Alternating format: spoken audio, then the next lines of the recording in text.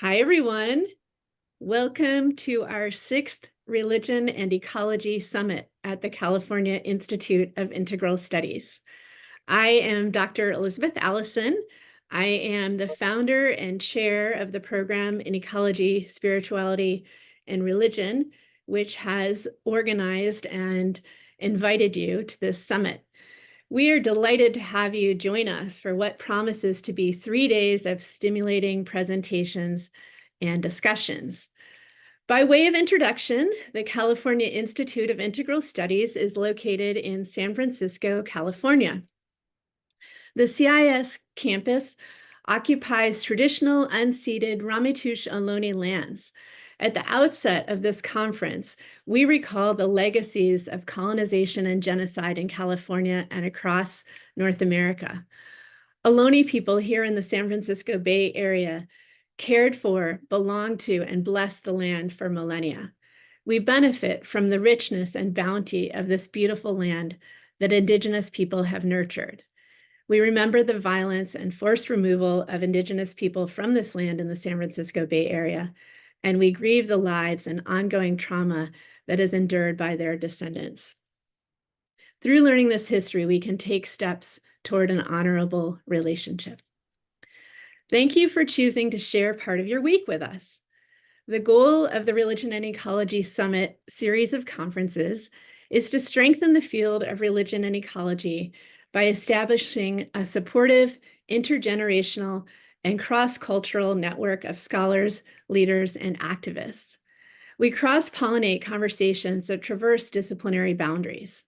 Experts from scientific, spiritual, and faith-based sectors offer their cutting-edge insights for developing the knowledge and wisdom to respond to environmental degradation and devastation from life-affirming, healing, and transdisciplinary perspectives. This particular Religion and Ecology Summit, the sixth one in our series, takes up the timely and pertinent theme of queer ecologies and religions.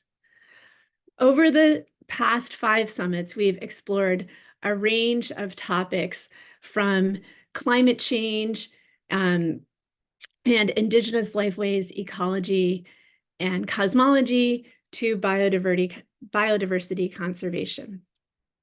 For this summit, I owe a special debt of gratitude to Dr. Whitney Bauman, who introduced me to queer theory back in 2017 and 18, when we collaborated on an edited volume called After the Death of Nature.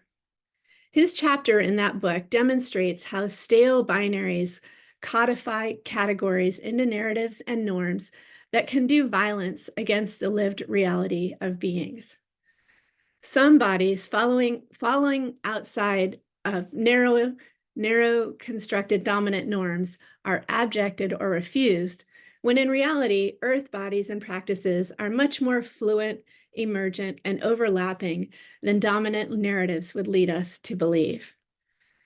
In the present, we see an intensification of the narrow narratives that seek to define humanity according to strict, tightly circumscribed boundaries. We see increasing violence against members of the LGBTQ+ communities. In many American states, we see increasing efforts to control the expression of gender identity and bodily autonomy. So this Religion and Ecology Summit takes up the theme of queer ecologies and religions to learn what queer theory can offer to the field of religion and ecology. We are pleased to offer this summit online. This is the second time we have offered the Religion and Ecology Summit online. This allows us to involve more speakers, presenters, and participants than ever before. Though we would wish to be with each of you in person, we value the information technology that allows us to reach across time and space to welcome participants from around the world. Wherever in the world you're joining us from, we welcome you. We're glad you're here. This Religion and Ecology Summit takes place across 3 days from April 8th through 10th, rather than being confined to 1 day, as was the case for our first 4 Religion and Ecology Summits. The online format allows us to offer a greater number of panel presentations, as well as discussion sessions and community forums. We hope that you will join as many of these as your schedule allows. As we launch this summit, I have a number of thanks to offer to the many members of our community who have made this event possible. First of all, I extend huge gratitude and thanks to Charlie Forbes, the masterful architect of this event, who has brought his dedication to expanding the field of religion and ecology through film and media to the expert construction of this event. Charlie Forbes is a graduate of the Ecology, Spirituality, and Religion program and is now the program coordinator for this program. He has been managing every detail of the program and logistics, and we could not have done it without his expert help. Huge thanks to Charlie Forbes. I also want to thank the Provost's office for their support in this summit and our previous religion and ecology summits. You'll hear from our Provost, Dr. Kathy Littles, in a few moments. I want to thank the Office of Diversity, Equity, Inclusion, and Belonging for supporting this summit as well as previous summits. You'll hear from Dr. Preston Vargas in a moment. I want to thank the Advancement Office for helping us identify and secure funding for these events. And I want to thank the online learning team and Ben Klein-Suzuki for supporting us in the technological capacities to offer these events online. We're also grateful to Public Programs and the CIS Communication Office for their assistance with outreach and promotion. And of course, we're extremely grateful to our many distinguished presenters and their groundbreaking work that they're sharing with us this week. These scholars have given of their time, expertise, and energy to inform and educate us all. I'm grateful to the panel moderators who will keep our sessions running on time and allow everyone to speak. And I'm grateful for our ecology, spirituality, and religion graduate students and alums for their ongoing inspiration and dedication to building a more just and resilient world for all beings. We're so grateful that all of these people have committed their time and talent to bringing about this very special Religion and Ecology Summit this week. Thank you for joining us as we expand the field of religion and ecology through engagement with queer theory via the work of our many distinguished contributors. I hope this will be 3 days of enlivened perspectives and broadening conversations. It is now my pleasure to welcome the Provost of CIS, Dr. Kathy Littles. Thank you, Kathy. Thank you, Professor Elizabeth Allison, and thank you for inviting me to this incredible occasion, and thank all of you for joining us this morning.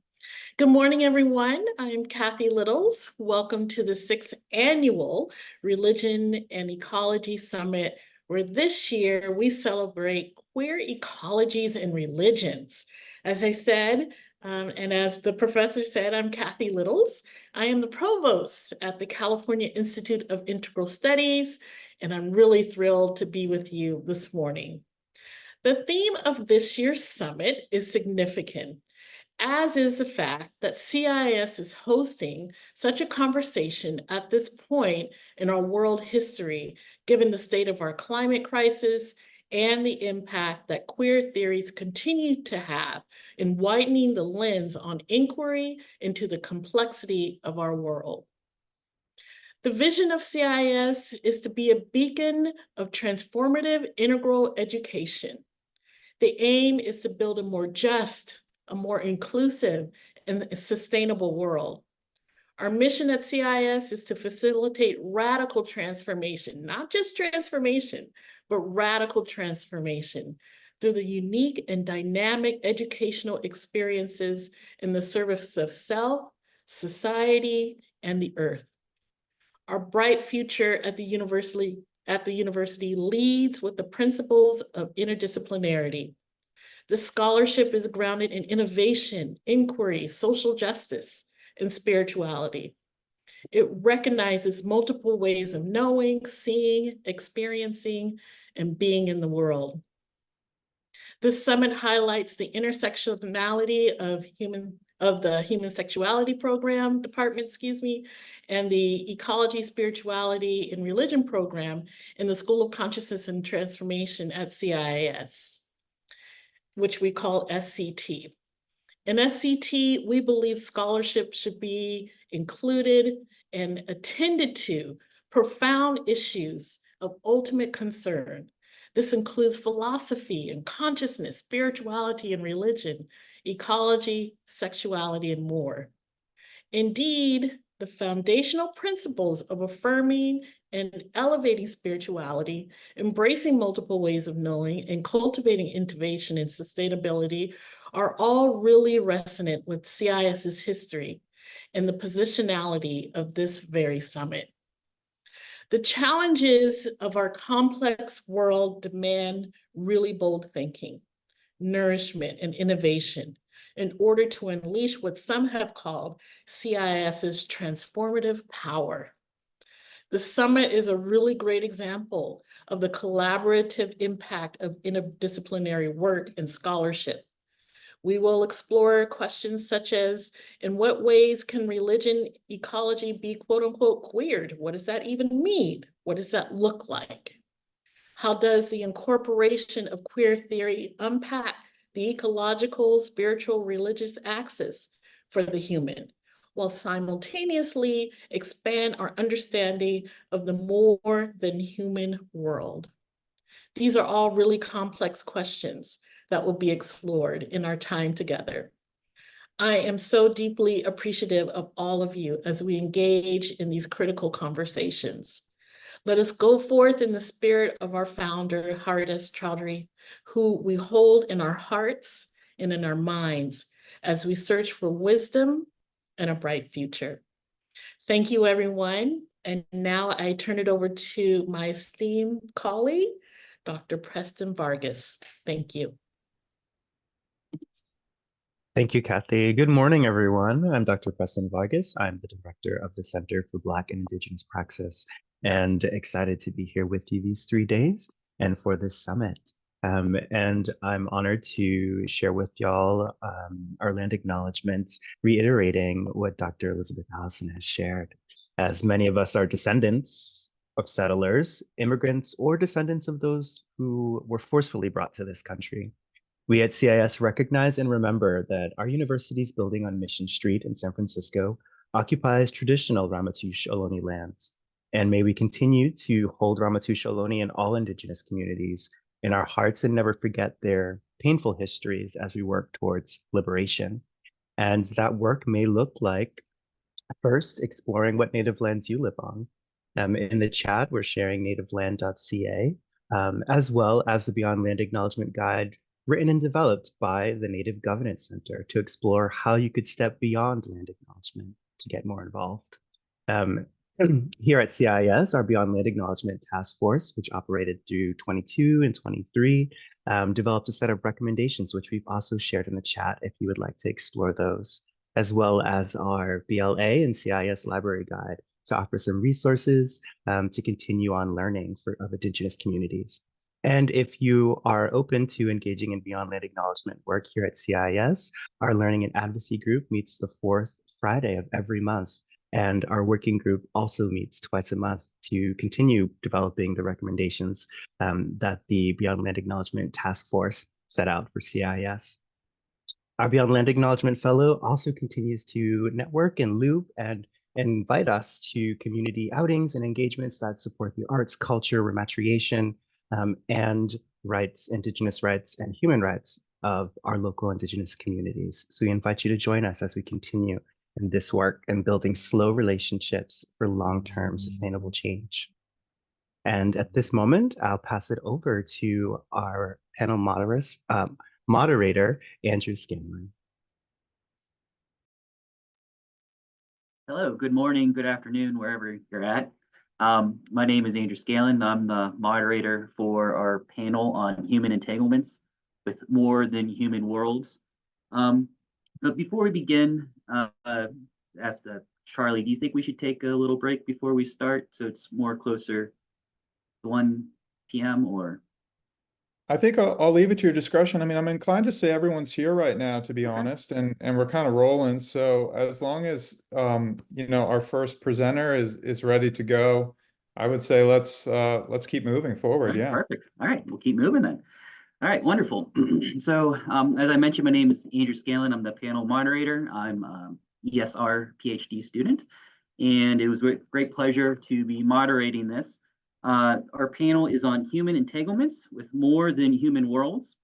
The purpose of this panel is to explore diverse perspectives on the intersection between human and more than human beings, particularly focusing on queer theory, ecology, and indigenous spirituality.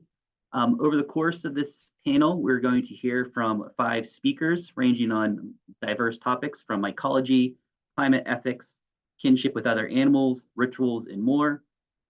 There will be time at the end of our 5 speakers to facilitate a discussion, but we'll go in order with our 5 speakers. And then there is a question and answer button within our panel here. So if you have any questions, you can post them in there, and depending how time allows, we can ask them of our speakers. So our first speaker is Dr. Patricia Kaishian. She will be talking on myceliating the emotional space. And a little bit of background information on our first speaker. Dr. Kaishian is the Curator of Mycology at the New York State Museum and a professor of biology with Bard Prison Initiatives. She is a co-founder of the International Congress of Armenian Mycologists, which seeks to jointly protect Armenian sovereignty and biodiversity.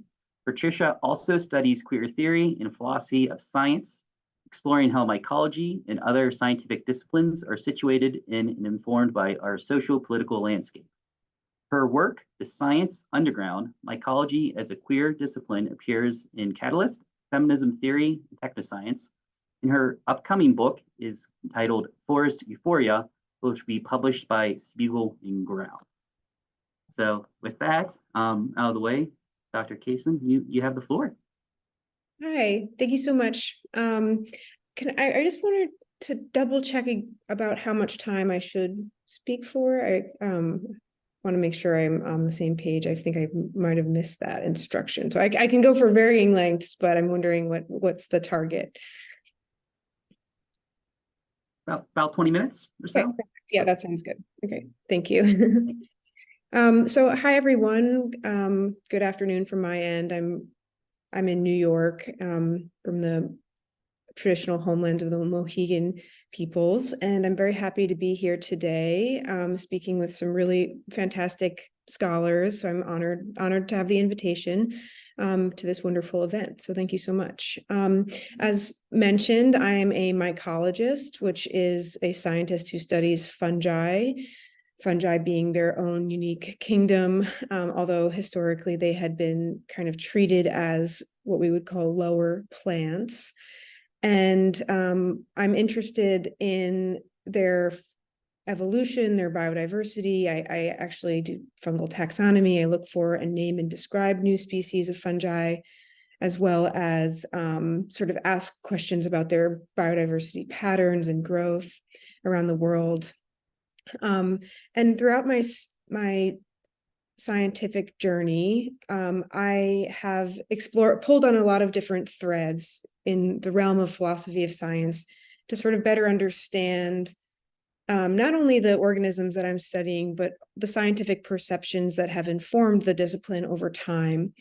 And one thing that I noticed, and I think partly drew me into the study of mycology, was the sort of negative perceptions of these organisms, particularly going back when I started studying the fungi about 15 years ago. In the last few years, we've seen some change in the social perception, which I very much welcome and am excited by. But for many, many years, for decades, if not actually really hundreds of years, fungi have been sort of organisms that have been relegated to the margins of scientific thought. And worse, actually, they've been very much intentionally maligned and pathologized as organisms that are, uniquely capable of harm and sort of needed to be understood through this lens of eradication. Like, how do we study these things so we can destroy them and kill them and eradicate them from our agriculture and from our bodies and such things.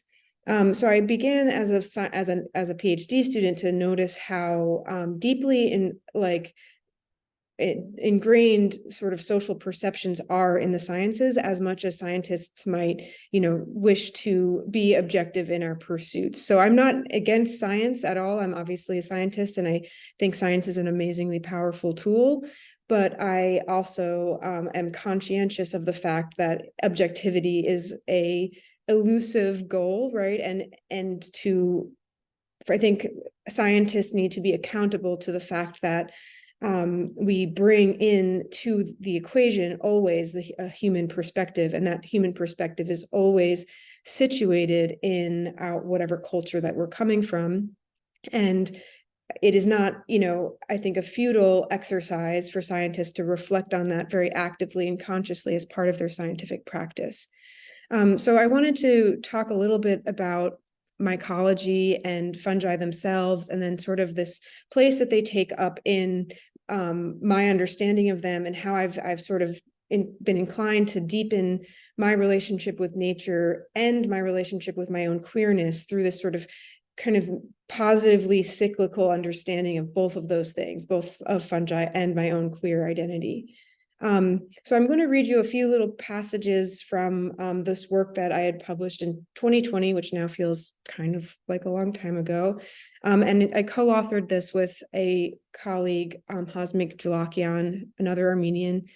And we're exploring this idea of, myceliating the emotional space. So mycelium is the web-like network of fungal cells that extends apically through substrate. It's performing sex, it's seeking nutrients, and it's building these multi-species, multi-kingdom symbioses. You've probably heard at least a little bit about how fungi form partnerships with plants, and they can create networks. Some, not all fungi do this, but a non-trivial number of them do engage in these sort of symbiotic networks in the forests, where they share nitrogen and phosphorus with plants, and in return, the plants offer them carbon that they've photosynthesized, produced into sugar from the sun. And truly, fungi, all beings are enmeshed, right? All beings are entangled.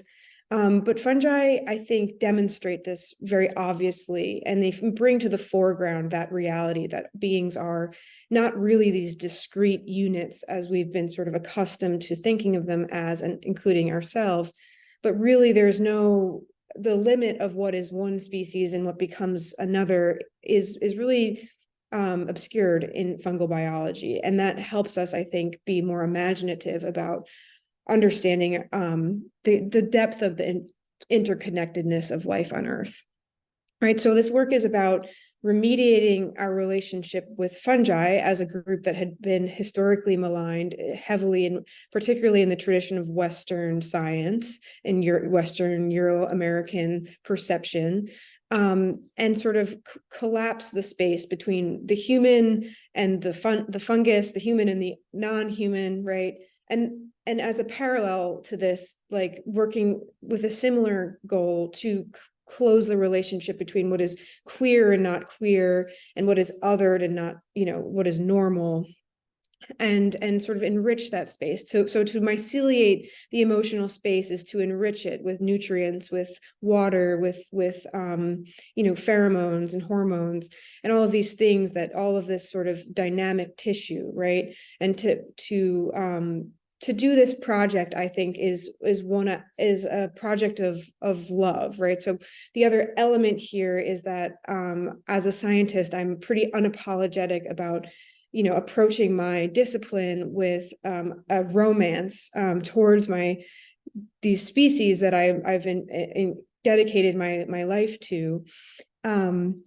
And of course, I know when it's time to write a peer-reviewed scientific article and how to sort of do abide by the norms of the scientific field when I feel like it's truly advancing the goals, because I do think, again, science is a very powerful tool, and it does make sense to have some conventions and some norms around that for, the standardization of knowledge and this collective project of mutual understanding, which is my idealistic definition of science.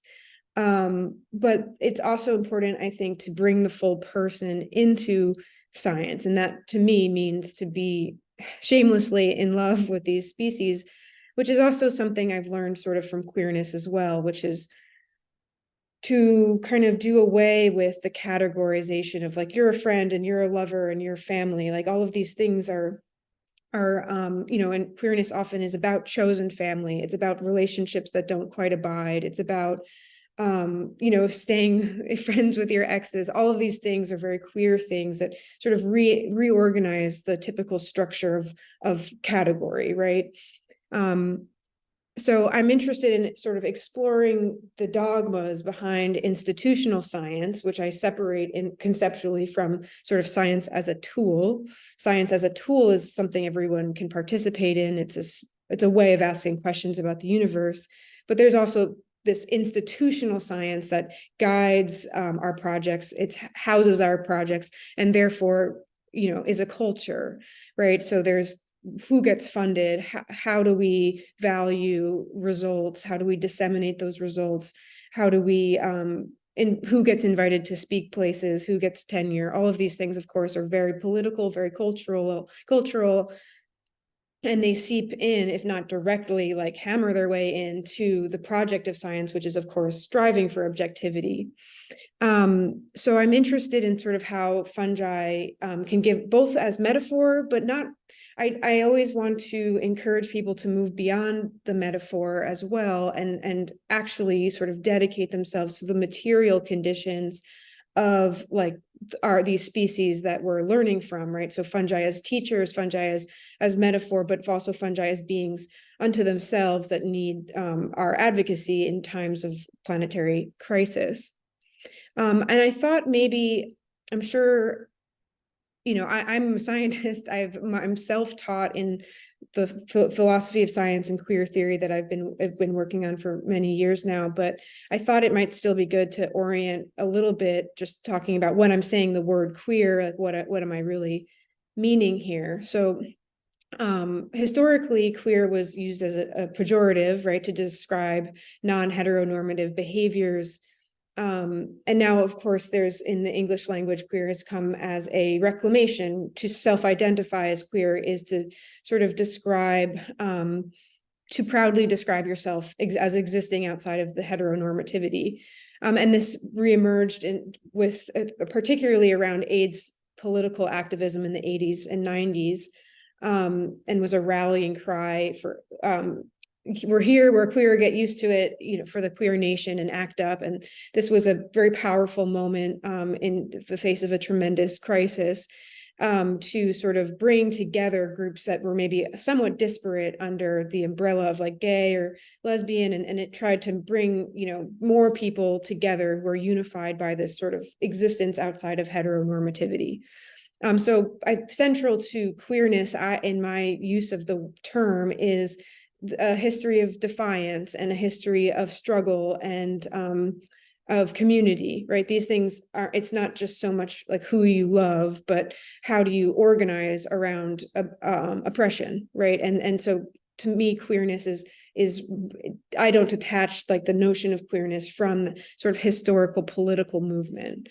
But I also, to add some depth to that as well, I think that queerness is an important, it's important to like not overly define the term and allow it to continue to have this sort of fluidity. It can't quite be pinned down.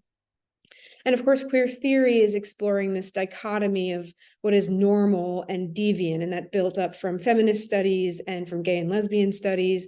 And it sort of challenges like these essential qualities of what is feminine or masculine, and tries to sort of like ask the question, like who defined this, in what way was that definition channeling institutional or cultural power? How do power dynamics function to sort of create these norms, and what would it mean to dissolve them or to reorient ourselves in a new way? So when I think about, mycology, I fungi they're not plants and they're not animals, and they sort of in this scientific conception have existed in this sort of between space where they have these very plant-like qualities, but then they're not plants in very, very significant ways. Like, for example, they eat, they don't produce energy through photosynthesis as a plant does, but they actually eat and consume. And they move, they slip through the spaces in soil, they can sort of pop up in new places without us being able to predict. And they kind of challenge this sort of binary conception that, is scientists have moved past long ago, but still sort of has this cultural staying power, right? That there's plants and animals, and then there's everything else is just sort of this other thing, right?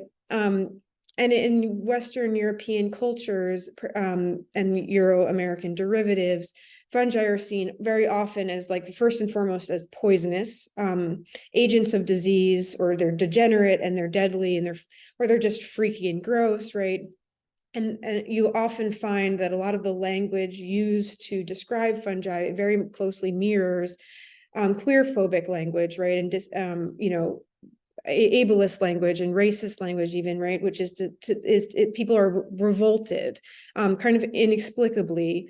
And they kind of, there's this assumption, and a long-standing assumption in the sciences that, again, as I mentioned earlier, fungi have no positive interrelationships with the environment. They're simply things to be fought and discarded and eradicated, really, even sometimes using quite militaristic languages.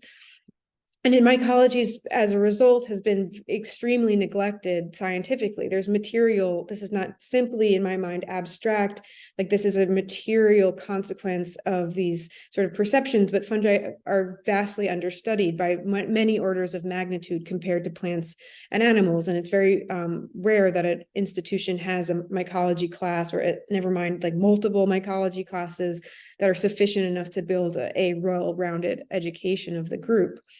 And as a result, there's, again, continuing with the material impacts of this is, we have what we call in science like dark extinctions of fungi, meaning species are going extinct before we even know that they exist, and we can know this just sort of extrapolating based on extinction rates and the number of species of fungi that are out there, which are in the millions. We've actually only described about 3 to 5% of fungal biodiversity, and there are millions of species that we haven't described yet. But in the event of a mass extinction event, we're losing species before we even really have illuminated them, which is of great concern. And there's so many examples of dramatic and disdainful characterizations of fungi in different texts and cultural sort of patterns around this. But Emily Dickinson, for example, she has a poem called The Elf of Plants, which is referring to Linnaeus's categorization of fungi as lower plants. Linnaeus was a botanist and zoologist and sort of one of the early founders of the taxonomic concepts we still use in biology today. So she writes about mushrooms saying, had nature any outcast face, could she a son condemn?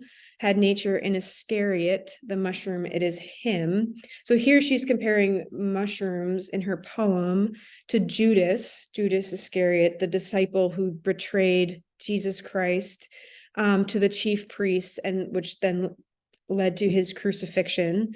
So she's suggesting here that there's a sanctity to nature that is defiled and betrayed by the mushroom, as if they're not only an aberration of nature, but also like an active, malicious threat to a holy place. So, I mean, that's pretty dramatic, I think. And, there's many, many other examples as well. And so fungi, I mentioned, they're sort of between the plant and animal category. They are actually much much more closely related to animals than they are to plants. Like we are closer to a mushroom than a mushroom is to a pine tree, for example. But then there's all these other elements of fungal biology that are very explicitly queer in the more like straightforward way. There are, many reproductive strategies of fungi that are just so outside of our sort of typical binary conception of sex and reproduction. There are fungi with thousands of different sexes or mating types.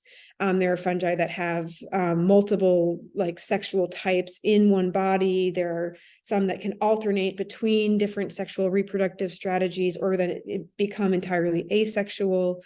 It's truly kind of like I think kind of it's more common in mycology, although again, there's millions of species that we haven't even described, to be, just not quite typically binary, right? Or massively just even seemingly have no semblance of a binary whatsoever. They can also combine their bodies, become two individuals. Genetic individuals can become one and share a body for periods of time and without actually sexually reproducing. But then also there's this way in which mycology for a long time, for many decades, has had this sort of queer social element. And a study that a colleague of mine did in 2018, it was a 2018 survey of the Mycological Society of America. And at the time, 12% of mycologists who responded to that survey identified as LGBTQIA. And at the time, the national reported average of respondents who would identify as such was about 3 to 4%. So it was like 3 to 4 times more queer than the national average. Now, I wish I had those numbers for other organismal disciplines, and that's something I'm actually interested in trying to study. But I don't know, so I don't quite know how that compares. But it seems striking that at least compared to the national average, it was 3 to 4 times more queer. And for me, anecdotally, like I've always felt that my queerness was well received in more so than in other spaces, even other academic spaces at times. And when you go to mycological conferences, they often feel sort of like a weird family reunion. There's there's something very queer feeling about the space, even if not everyone is queer in this sort of specific sexual way, but there is something about the ways in which who gets drawn into the study of fungi, particularly again when they were still much more in the popular culture, much more marginalized, are people who are sort of, I think, have affinities for this sort of marginalization, whether it's through neurodivergence or through sort of like disability or other ways in which you've been marginalized. And so I'm interested in as a scientist, why go through these sort of, I guess I'm interested in bettering science and making science more grounded, more accountable, but also like expanding, like I actually think it's not just about doing what is right, because I think that is first and foremost what's guiding my sort of interrogation of scientific norms, right, is a system of ethics and a system of care and that I'm bringing into my practice, right? Care for the more than human, care for the humans that have been harmed or cast aside by scientific institutions. But it's also, I think, a way in which we can actually know more, right? If we are limiting ourselves to particular understandings of nature and biology, then we know less, right? And so as scientists, it's important to actually reflect on the ways in which we're impeding our own investigative processes by, being sort of stubbornly clinging to antiquated worldviews. So I think that that's something that excites me, and as we enter this, as we've been in a climate catastrophe, I think it's imperative that we take the lessons that fungi have been showing us about their ways in which they defy our expectations and move in this fluid manner and make these interkingdom partnerships, that we not only, again, use that as metaphor, but see how it's materially true for us as well, and that the fate of our species very much hangs in the balance, and can be, at least I believe, improved by recognizing the truth and how that affects us as well. And the last thing I wanted to sort of say is about, because I'm thinking again about religion, and I'm not at all a scholar of religion, but one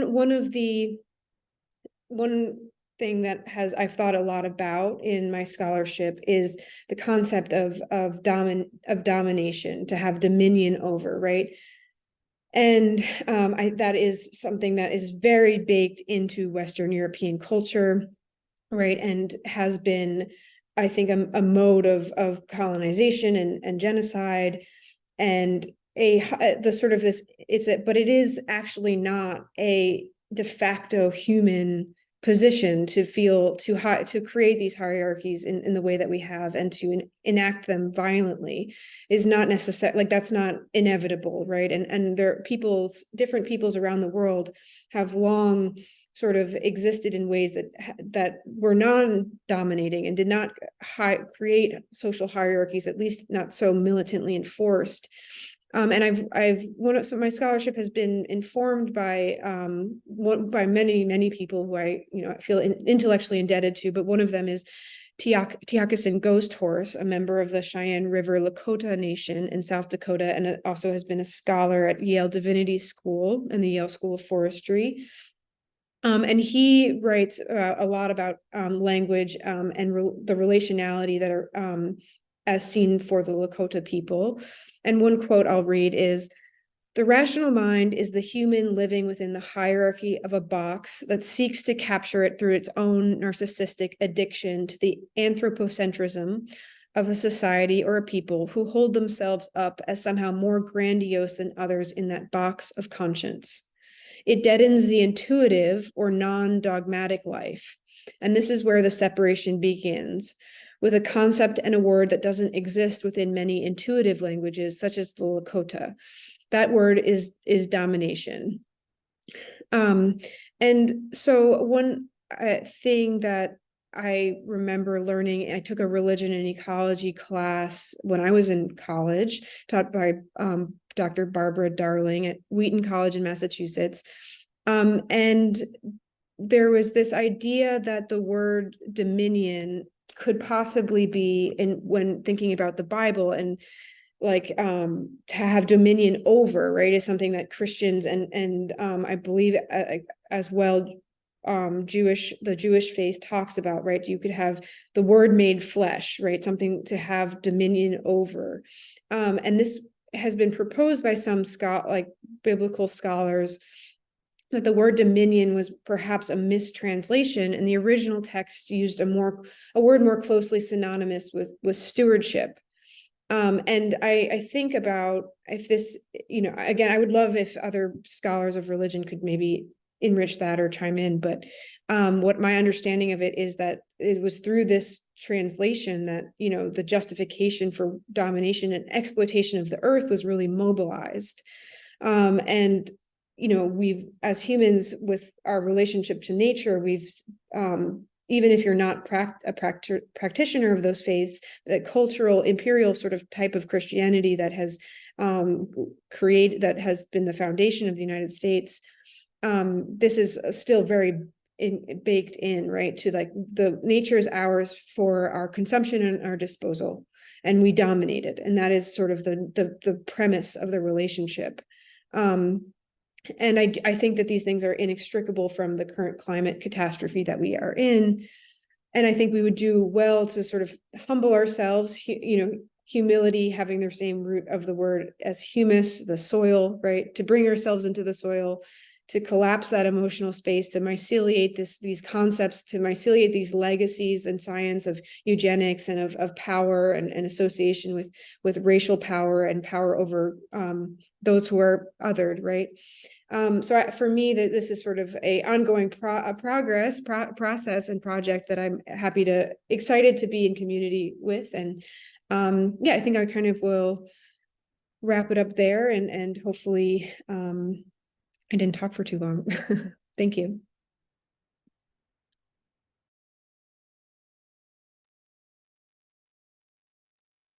Thanks. Thank you, Dr. Kaishian. Learned a lot about fungus and cilia and all that stuff. So we're going to move on to our next speaker here, Dr. Kate Sandilands. And Dr. Sandilands' talk is Orthocaceous Intimacies in Queer Ecologies. Dr. Sandilands is a professor in the Faculty of Environmental and Urban Change at York University, Toronto. Her research includes queer and feminist ecologies, critical plant studies, eco-criticism, public environmental engagement through literature and storytelling, and creative writing practice and pedagogy. Her sole authored and collaborative publications in these fields include the books, The Good-Natured Feminists, Ecofeminism and the Quest for Democracy, This Elusive Land, Women in the Canadian Environment, Queer Ecologies, Sex, Nature, Politics, Desire, Rising Tides, Reflection for Climate Changing Times. And her recent writings on plants and queer ecologies include essays in ecologies of gender, contemporary nature relations in the non-human turn, kin, thinking with Deborah Bird-Rose, sex ecologies and environmental humanities, and the Cambridge Companion to Environmental Humanities. All of these are part of her project, Phantasmagoria, Botanical Encounters in Anthropocene. So, Dr. Sandilands, you have the floor. Thank you very much. I'm just going to share my screen.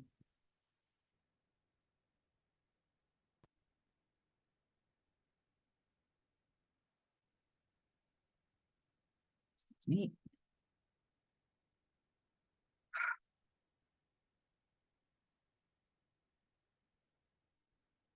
Apologies. I was taught a new way to do this and it's promptly not working.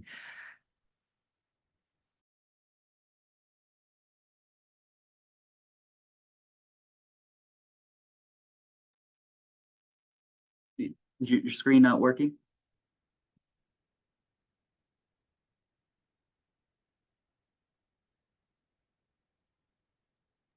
I'm sorry, I'm just going to go back to the way that I'm.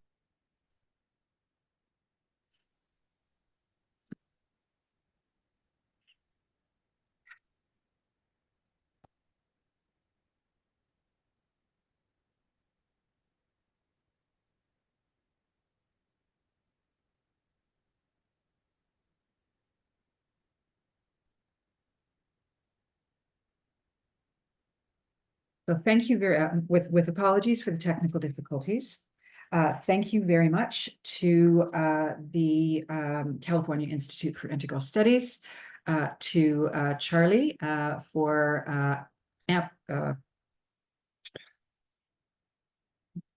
to Charlie for organizing us so aptly, to Andrew for chairing this panel, and to all of my fellow panelists.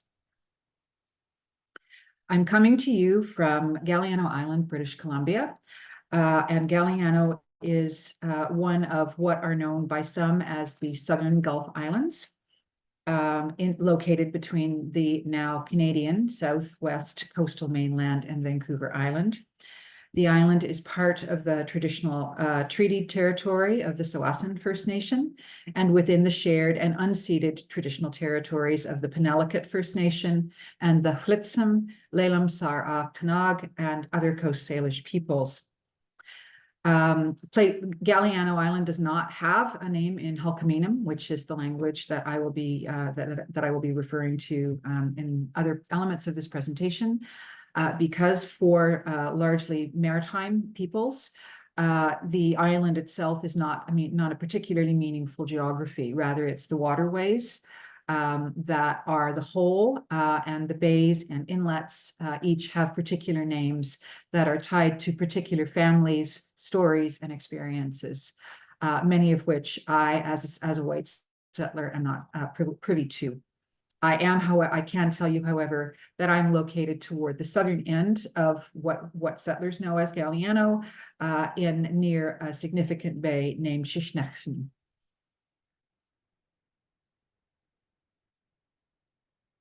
This year, I spotted the first stinging nettle poking above the leaf litter on the forest trail near our house on January 22nd.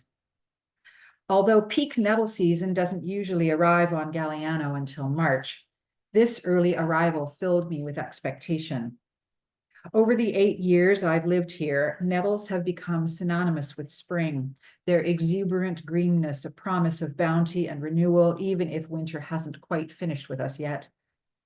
I marked the occasion on our calendar with exclamation points and returned to the spot almost daily to witness one nettle become clusters and clusters become a profuse abundance across the forest floor. Galliano takes nettles seriously. Every year around the beginning of April, depending on the nettles calendar, the Galliano Community Food Program holds a weekend Nettle Fest, which can include everything from foraging hikes to cooking classes, but always culminates in a community dinner that highlights nettles as the star of the collective culinary show. This year, the dinner was yesterday, and I can tell you it was a great success, and I'm still full. Under the direction of Allison Caldwell, the Galliano Food Program, for which I volunteer, makes huge vats of nettle soup, along with platters of nettle-based spanakoppitas, nettle pizzas, and nettle crostinis to share with the 100 or so islanders who regularly show up for the event. In return, community members bring their own creations to participate in the Galliano's Top Nettle competition, involving local judges and prizes for the best dishes.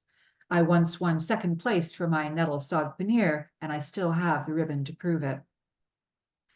For the island, Nettle Fest is not only a serious foodie occasion, but also a means to create community. The event was inaugurated in 2008 as part of the food program's efforts to help the island get past some particularly nasty, long-standing land use disputes, counting correctly on the idea that our shared gratitude for the plant's bounty would override, at least for one evening, some of the neighbor-to-neighbor acrimony. Without perhaps knowing it in 2008, although settler colonists like me have been made much more aware of Indigenous land and food relations in the intervening 15 years, thanks to the gracious and generous leadership of local First Nations elders. Nettlefest organizers follow a tradition of nettle gratitude in the region that is thousands of years old.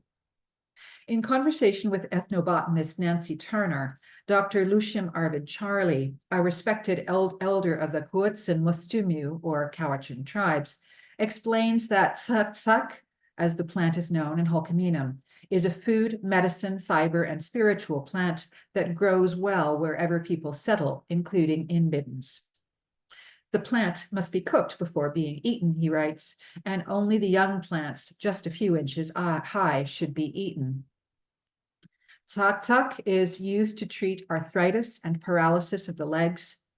Further, fibers are obtained from the mature plants in late summer and fall. The stems can be dried and split. Then the brittle inner part is broken away from the fibrous tissue just under the skin.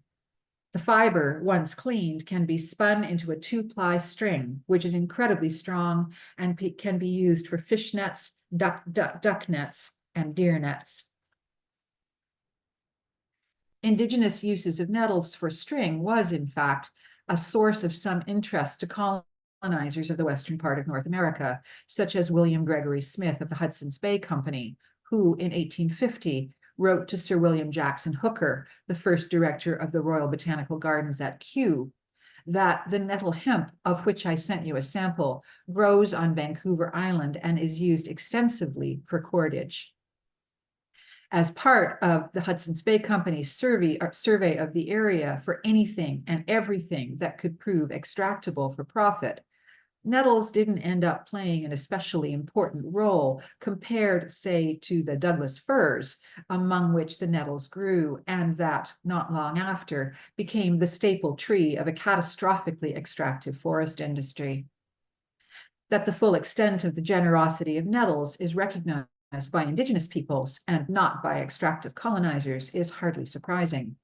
What is more interesting, however, is that the queerness of this nettle generosity is an important part of the plant's global story.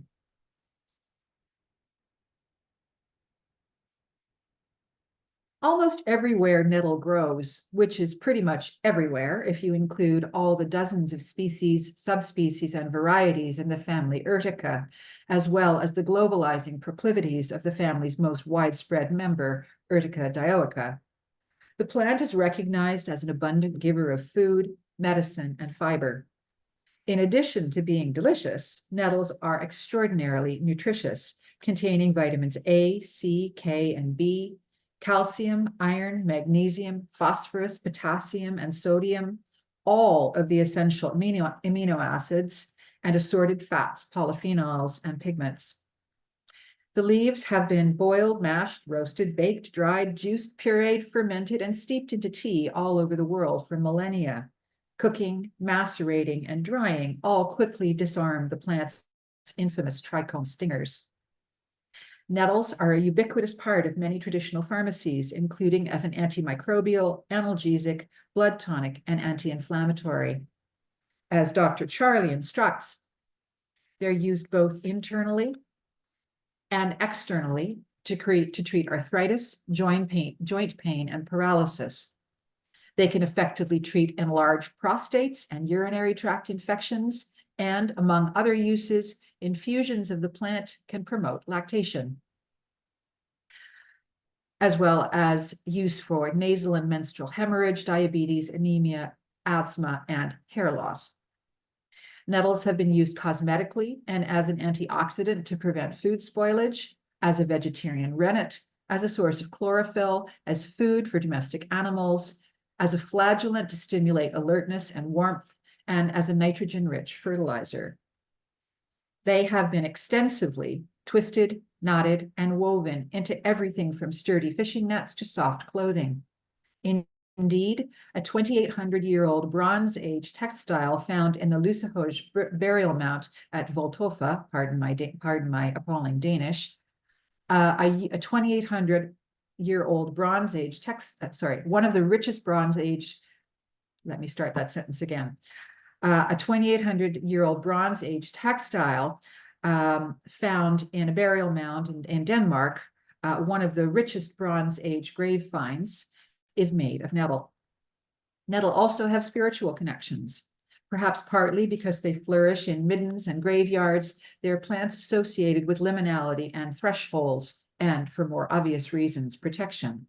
According to one source, they've been used to stimulate dreams. The generosity of nettles is then considerable. Indeed, it isn't just diverse humans who are recipients of their largesse, but also many species of butterfly, moth, fly, bug, and beetle, both generalist and specialist, not to mention the animals and birds for whom they are essential cover for nesting. Yet, nettles are largely considered a nuisance plant, an interloper, invasive, even listed as a noxious weed in several Canadian provinces for their nettly demeanor. There's no question that their trichomes are memorably irritating to human skin, and they are further vilified because their pollen is a source of summer hay fever, because they are not useful as a forage plant for cattle, horses, or sheep, and perhaps most importantly, because the places nettles like best are the ones most frequented by people. Disturbed, loosened soils that are rich in nutrients, especially nitrogen and phosphorus, and that range from full sun to part shade, including riverbanks, the edges of fields, roadsides, gardens, and trails. Nettles are not quiet, pretty flowers that wait for us to find them in the deep recesses of secret forests. They are brash, prolific edge dwellers, and often as not, they will find you if you're not paying attention. I'd like to say that nettles are decidedly queer in their generosity. On one hand, they rhizomatically connect a rich and complex world of eaters, healers, weavers, mystics, butterflies, and self-flagellators, the last of which categories is, you have to admit, pretty queer in and of itself. On the other hand, they are very demanding, a far cry from the heavily laden, easily pluckable fruit trees that populate more Mother Earthy images of vegetal bounty. They don't suffer fools gladly, and their wealth is only revealed after appropriate preparation and labor. Further, even when approached with suitable care and attention, they are likely as not to leave a formic acid and histamine reminder of the encounter on the skin. Although I've come to find the sensation almost pleasurable, it's as much part of nettle season as the taste of the soup and the smell of the cut tips. There's no question that my appreciation of urticaceous abundance comes with great respect for the prickliness of all nettle intimate encounters. As plants who prefer waysides and wastelands, nettles are also pretty queer in their spatial and relational practices. They are generally denizens of the edges, not citizens of the garden. Especially for Urtica dioica, they behave in ways that are considered weedy and invasive rather than orderly and manageable, meaning they generally grow where they want to, not where people want them to. They are excessive and exuberant in their urticaceous inhabitations of anthropogenically arranged space. Moreover, they don't engage in large-scale displays of heterosexual ritual involving bright flowers and insect or animal pollinators. Most of their proliferation occurs vegetatively and underground. Even their sexual reproduction involves wind pollination, a more anonymous and unpredictable, if less seductive, strategy. Indeed, although the Latin species name dioica means two houses, referring to the species' dioecious morphology, male and female inflorescences on separate plants, they are also a species that includes both monoecious and dioecious forms and can be easily crossed, challenging the idea that dimorphic heterocouplings are the only possibilities even for their sexual reproduction.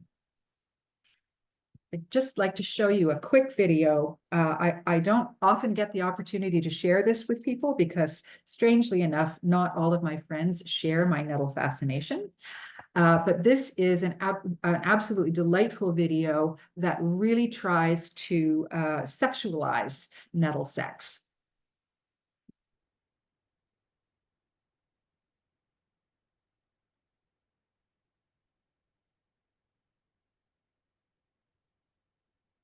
Let me show you how we do stuff around here. Actually, my department uses Monday.com, so I'm good. God. Work management tool? No, that's not for me. Well, Monday.com is all about flexibility, so you can make it your own. You could choose.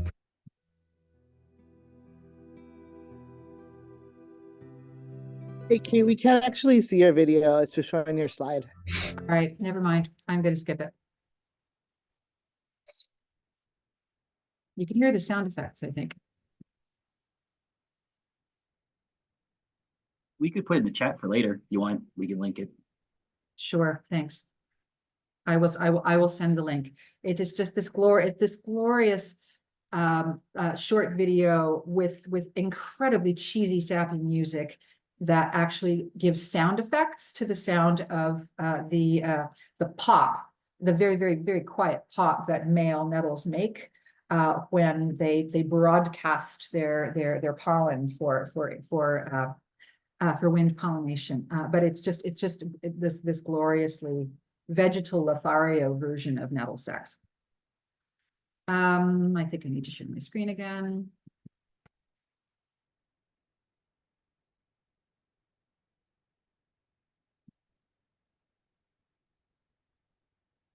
Can we see it? Can you see? You're good. You're good. Good, thank you. Possibly the queerest part of urticaceous relationalities, though, lies in nettles' insistence that we get up close and personal with them to appreciate their gifts. Foraging their young growth for culinary or medicinal use requires attending to the plant's individual sizes and degrees of readiness in different locations and conditions. I was taught to snip off only the top 2 bracts of leaves in order to allow the plants to regrow later in the season. And this process requires both discrimination and considerable one-on-one plant-to-human contact. Even more intensively, making usable lengths of thread from the bundles of phloem or bast fiber at the center of the mature nettle is a multi-stage process, each one involving concentration, tactile intimacy, and patience. The leaves need to be stripped, then the stems need to be redded, meaning rotted, also often accomplished by soaking in water, to break down the cellulose surrounding the bast fibers. Then the stems need to be dried thoroughly in the sun or by baking. Then the dry stems need to be broken up to loosen the fiber and scutched and hackled by hand or knife to carefully remove the fibers from the remnants of the stem, keeping the threads as intact as possible. Only then are the strands of nettle bast available for twisting into cordage or carding and spinning into yarn. As documented in Dylan Howitt's film, The Nettle Dress, UK textile artist Alan Brown took this slow, urticaceous practice as a way of crafting a response to deep grief, including the losses of both his father and his wife.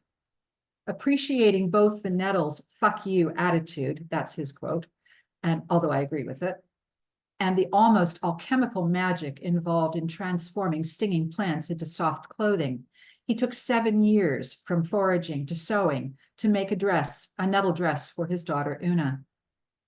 Although the relationships he grieved weren't, as far as I know, especially queer, although I'm not sure what that means, the long meditative intimacy of his task is quite stunning in its sympoetic, sensuous refusal of heteronormative ideas of proper recuperative time and productivity. Thousands upon thousands of nettles, 14,400 feet of thread, one dress. It is, as Brown is quoted as saying in a Guardian article about the film, as if the nettles are taunting, "You're not going to tame us. This is how you need to approach us in order to work with us."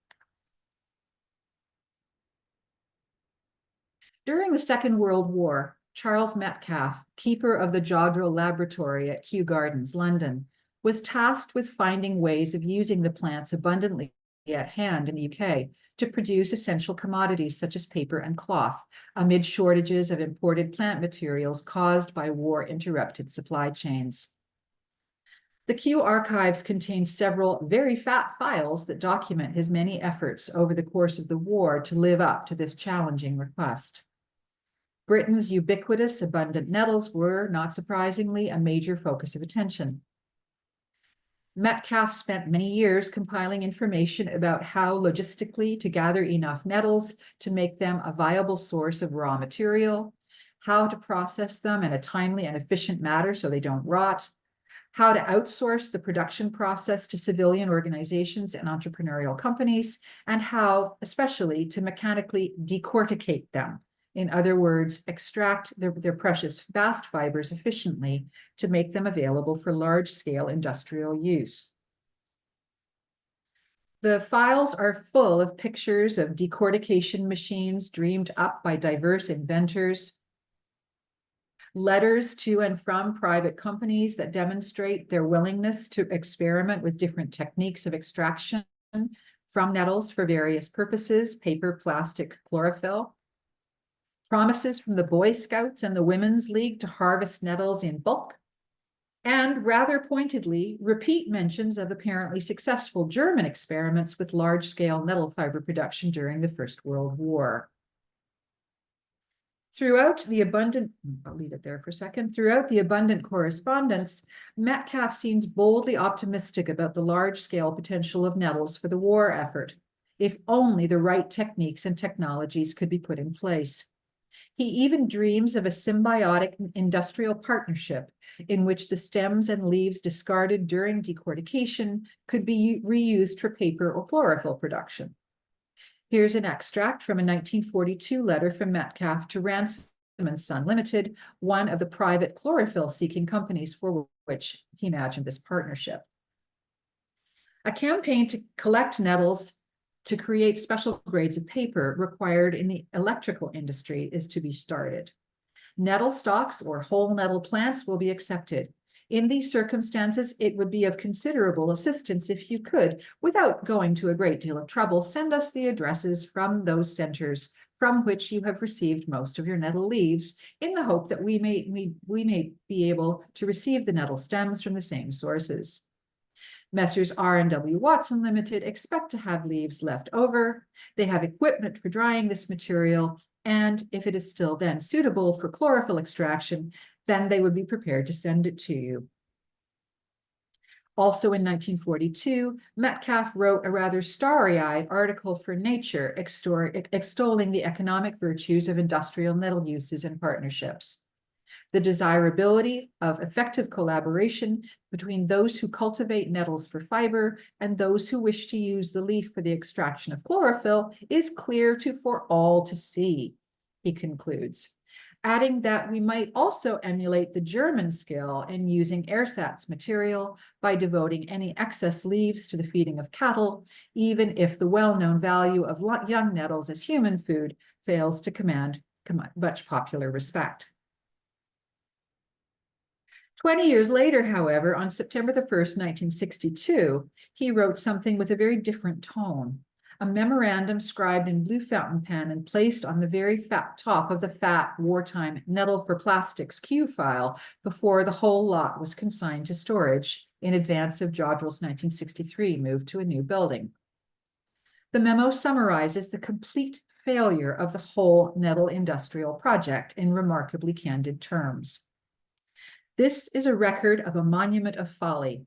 It represents one of the least useful chapters in the history of the Jodrell and merits cremation rather than interment. I have removed some photographs, which I will send on to you when members of the Jodrell staff have seen them. I forgot to unplug my phone, excuse me.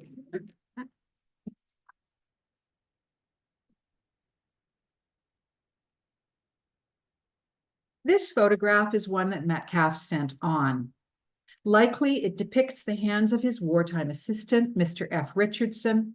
The back reads, stripping the bark from the stems after boiling in water, referring to one of the many experiments the Jodrell staff conducted to find the most efficient decortication method. They never did find it. It was simply not economically viable to mechanically separate the elusive bast fibers from the nettle stems on a large scale. Further, the nettles refused to produce stable quantities of chlorophyll and were difficult to store in large numbers without rotting. And the Boy Scout leadership refused Metcalfe's request that the boys begin the decortication process themselves by boiling the stems in water and caustic soda. The industrial enterprise was a folly indeed, and I can hear the nettles chanting, "Fuck you." The photograph itself, however, is another kind of monument. With fingers on stem, a simple hand tool, and no machinery in sight, it portrays the ongoingness of nettle-human intimacies, even in the middle of impossible fantasies of nettle extraction. In The Queer Art of Failure, Jack Halberstam argues that under certain circumstances, failing, losing, forgetting, unmaking, undoing, unbecoming, and not knowing may in fact offer more creative, more cooperative, more surprising ways of being in the world. Failing is something queers do and have always done exceptionally well. The magnificent failure of Metcalfe's nettle industrial complex shows, I think, that nettles are exemplary plants with whom to think about queering human-plant relations in and against the catastrophically extractive heterocapitalist vision of futurity that lies at the heart of the Anthropocene. As Halberstam writes, failure goes hand in hand with capitalism in its fetishization of competition, winning, and losing. At the same time, failure recognizes that alternatives are embedded already in the dominant, that power is never total or consistent, and that queer arts of failure offer practices of cultivation for the non-conformity, non-accumulative desire, and non-reprocentric worlds and kinships that lie at the center of many queer ecologists' understanding of richly livable multi-species futures. Nettles have mostly failed to live up to the extractive imagination of vegetal commodification. Moreover, one good sting should be enough to remind you that nettles have agencies and desires before, beyond, and aslant to instrumental human uses. But nettles remain surprisingly steadfast in their generosity so long as we enter into close and careful relationships with them, including respectful, spatial give and take in the shared anthropo and urticogenic worlds we create together. The antithesis of Shel Silverstein's The Giving Tree, in which the eponymous tree is perfectly happy to subject herself to a boy's relentless, ungrateful demands. Nettles have excellent boundaries and clearly understand the difference between generosity and self-destruction. Their prickliness demands attention and appreciation, and their abundant offerings are only available to people who are willing to take the time with, or who have learned to get pleasure from, their complicated embodiments. In our multi-species entanglements, nettles can be uncomfortable bedmates. But perhaps the discomfort is exactly what we need to remind us that their failure is actually a form of resistance, in which we can, if we choose queer relationships over colonial capitalist understandings of success, be co-conspirators.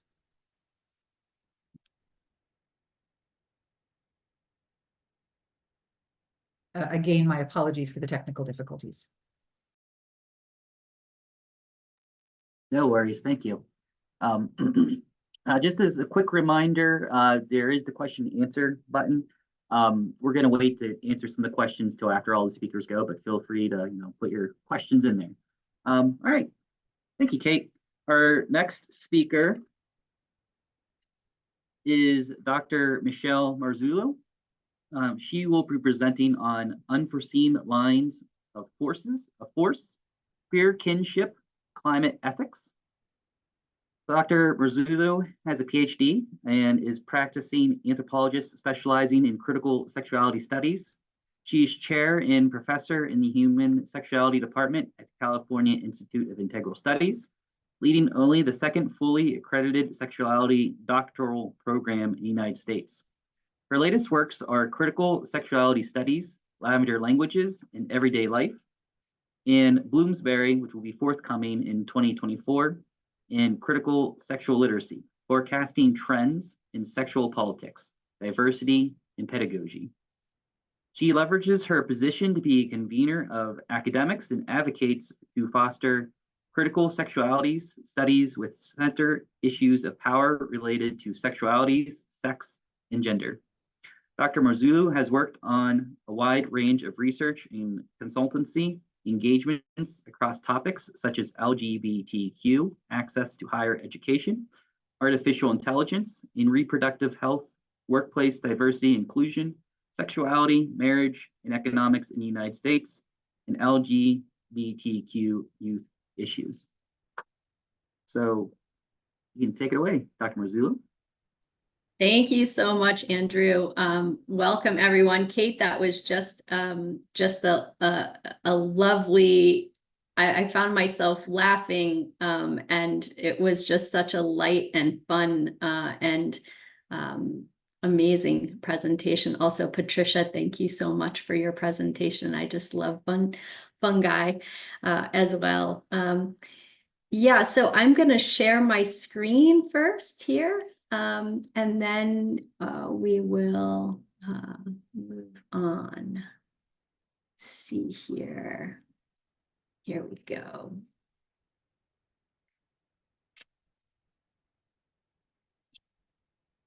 I open this and then click this. Does that work for everyone? Do you see my presentation? You can see it. Great, excellent. Myself. Wonderful.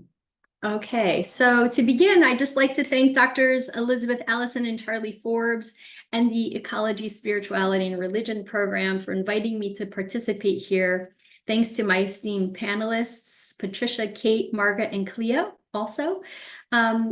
And thanks to CIIS for continuing to queer what it means to be a university. I feel right at home here, as does the Sexuality Department's doctoral program and our forthcoming Master of Science in Critical Sexuality Studies with emphases in sex tech, sex counseling, and public health analysis.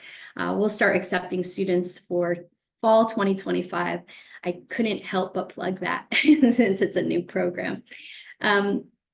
And so today, this is an essay that I wrote in 2019, and it proceeds in 4 parts.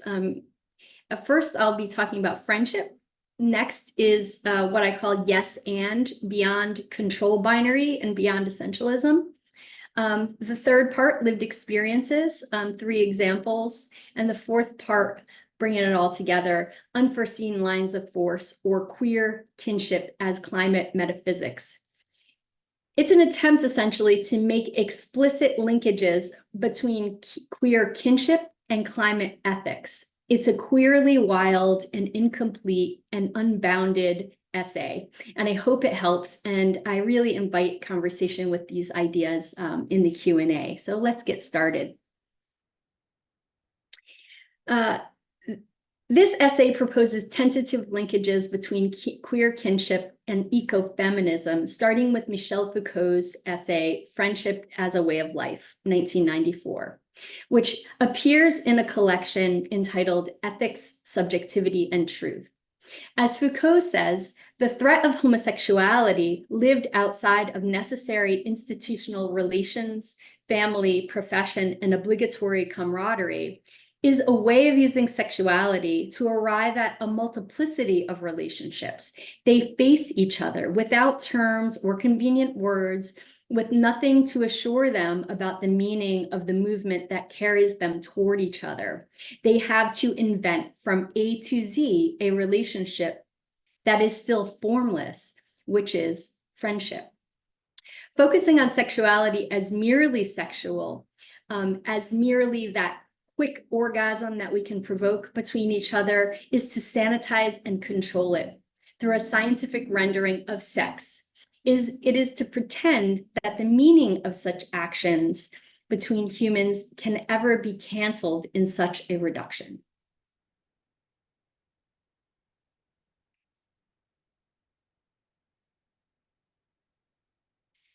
Yet this essentializing discourse that would reduce all human sexuality down to the actions of our genitals has parallel with environmental change discourse that would reduce all climate shifts as merely part of some natural cycle, Cartesian dualisms binarizing all body, soul, man, woman, nature, human, neat, and tidy.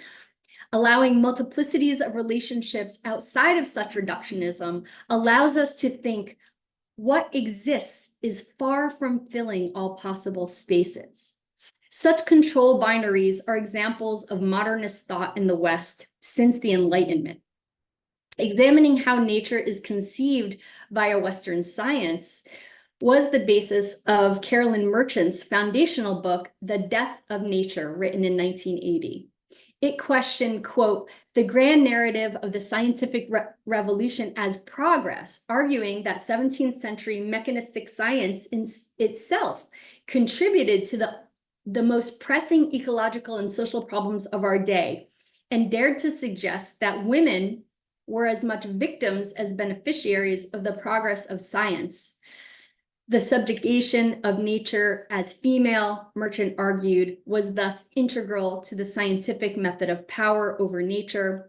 Quote, as woman's womb has symbolically yielded to the forceps, so nature's womb harbored secrets that through technology could be wrested from her grasp and used to the improvement of the human condition. Of the human condition. Such ecofeminist work was criticized for being overly reductive and essentializing to the social understanding of the role of women vis-a-vis gender role matched to a biological expression, creating our culture's definition of the, quote, female sex. The error of equating women with nature is a part of a well-known myth that French anthropologist Claude Lévi-Strauss's famous 1969 work, The Raw and the Cooked, discussed in detail. Hence, Merchant, via her critique of the myth of the scientific revolution, uncritically reincarnated the myth that women are the uncooked, the natural, the earth, the receiver, or the objectified, and that men are the cooked, the cultured, the agents of change, and the power to do things to others, literally embodying subjectivity. So even though science is a problem, locating the actors in this ontology as men reinforced and left standing the straw man argument that essentializes women as always already passive victims and men as always already perpetrators or saviors.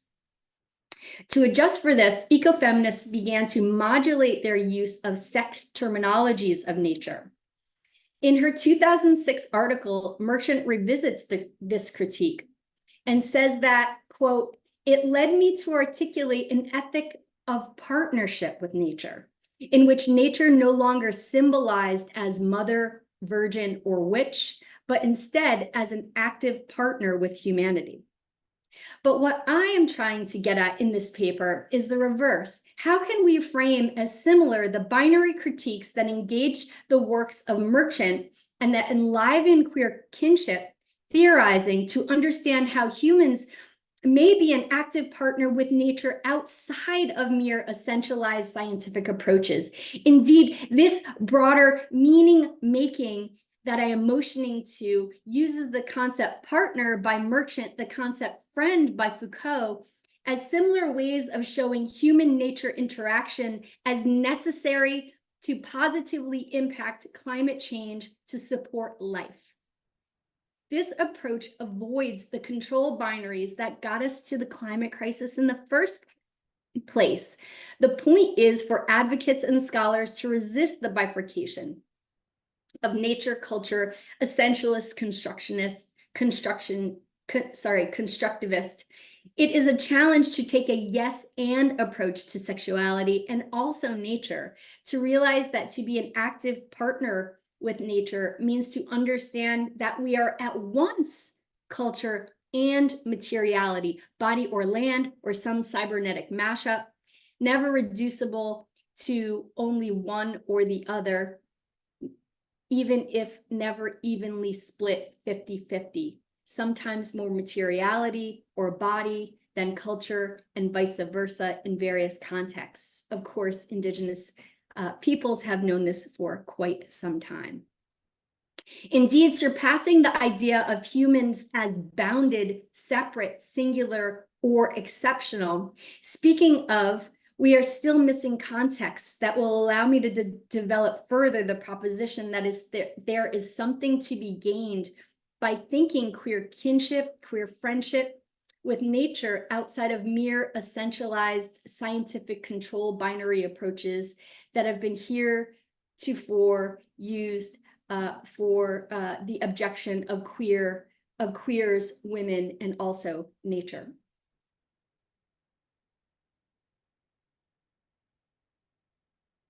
So part 3, lived experiences.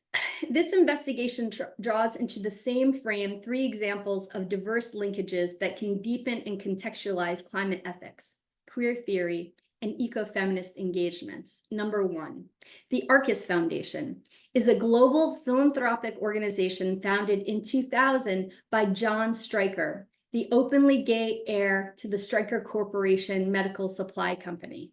The mission of the foundation is, quote, Arcus believes that respect for diversity among peoples and in nature is essential to a positive future for our planet and all its inhabitants. We partner with experts and advocates for change to ensure that LGBTQ people and our fellow apes thrive in a world where social and environmental justice are a reality. Number 2. As a queer anthropologist myself, I lost 5 years of my life to Lyme's disease, which almost killed me and was contracted during research fieldwork in upstate New York.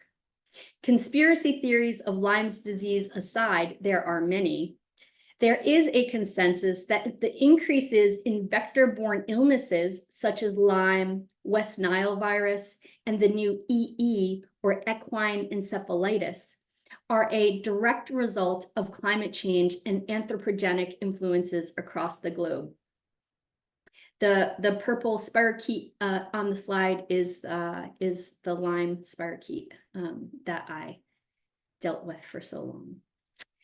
That I survived my fieldwork is a combination of tapping into complementary and allopathic, meaning plant medicine and pharmaceutical medical interventions, but most importantly to my queer kinship networks, literally caring for me outside of obligation or institutional sanctioning, literally friends, even if also lovers, feeding me soup, medicine, providing shoulders for my tears in all hours of panic and breakdown that my doctoral logic nor my physicians could attend to. The limits of my mind to give way to the unseen battle of my immune system. As I mentioned above, the body material culture split is sometimes more body than culture, and vice versa in various contexts. Control binaries indeed. Number 3, retrospective on the death of nature by Carolyn Merchant in her 2006 article entitled The Scientific Revolution and the Death of Nature, in which Merchant revisits critiques of her book. In response to the critique of her essentialist error, she turns towards constructivism that also produced much rich work on queer kinship starting in the 1990s. Recent work in feminist new materialism investigate the intricacies of the material discursive entanglements that early ecofeminists were tripped up by. In a review of Karen Barad's work, Emile Dion reviews how feminist new materialism moves this discussion to a higher register, focusing on matter rather than gender, such that, quote, any material, read nature and bodies, or discursive object, for this talk we consider sexualities, is tied to a context of emergence. Matter does not exist as a fixed entity, but it does acquire something akin to one, a configuration entangling the material and the discursive, located in a situation and a space-time mattering. I focus more squarely on the links to matter and the earth and hold on a second. And queer kinship in the next part. So qualitative similarities among queer kinship and climate ethics are apparent when one considers these as relationships predicated upon risk, desire, and consent. The desire and uneasiness, a desire in uneasiness that exists with its base in a materiality of embodiment, whether geographic or human. If we think of climate change that produces unforeseen risks, like in minuscule insect bites introducing pathogens, to storm clouds rapidly producing microbursts, to massive displacements given water scarcity, then the progress narratives inherent for driving the technological or medical solution myths that we tell ourselves fall apart. Scientific solutions have been roundly critiqued as based on medieval torture of nature in order to magically extract secrets, based on the method of asking questions to reveal answers in a confessional key. This is Merchant's argument about how it is that in the face of all the scientific discoveries, our world gets sicker and sicker. Instead, this attempted mastery over nature, read patriarchy with all its ideologies, living in all of us outside of sex and gender, is the locus of efforts to colonize not only whole countries and cultures, but our bodies, our desires, our forests, our oceans, our air.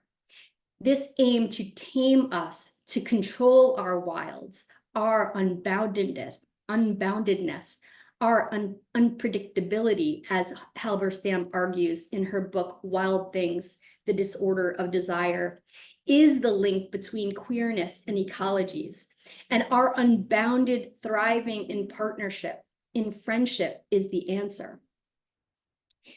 If it is via an unboundaried sexuality, call it homosexuality in the 1900s, sexual fluidity in the 2000s, that, as Foucault wrote in 1981, everything that can be troubling in affection, tenderness, friendship, fidelity, camaraderie, and companionship, things that our rather sanitized society cannot allow a place for, without fearing the formation of new alliances and the tying together of unforeseen lines of force to imagine a sexual act that does not conform to law or nature is not what disturbs people, but that individuals are beginning to love one another, and I would add the earth.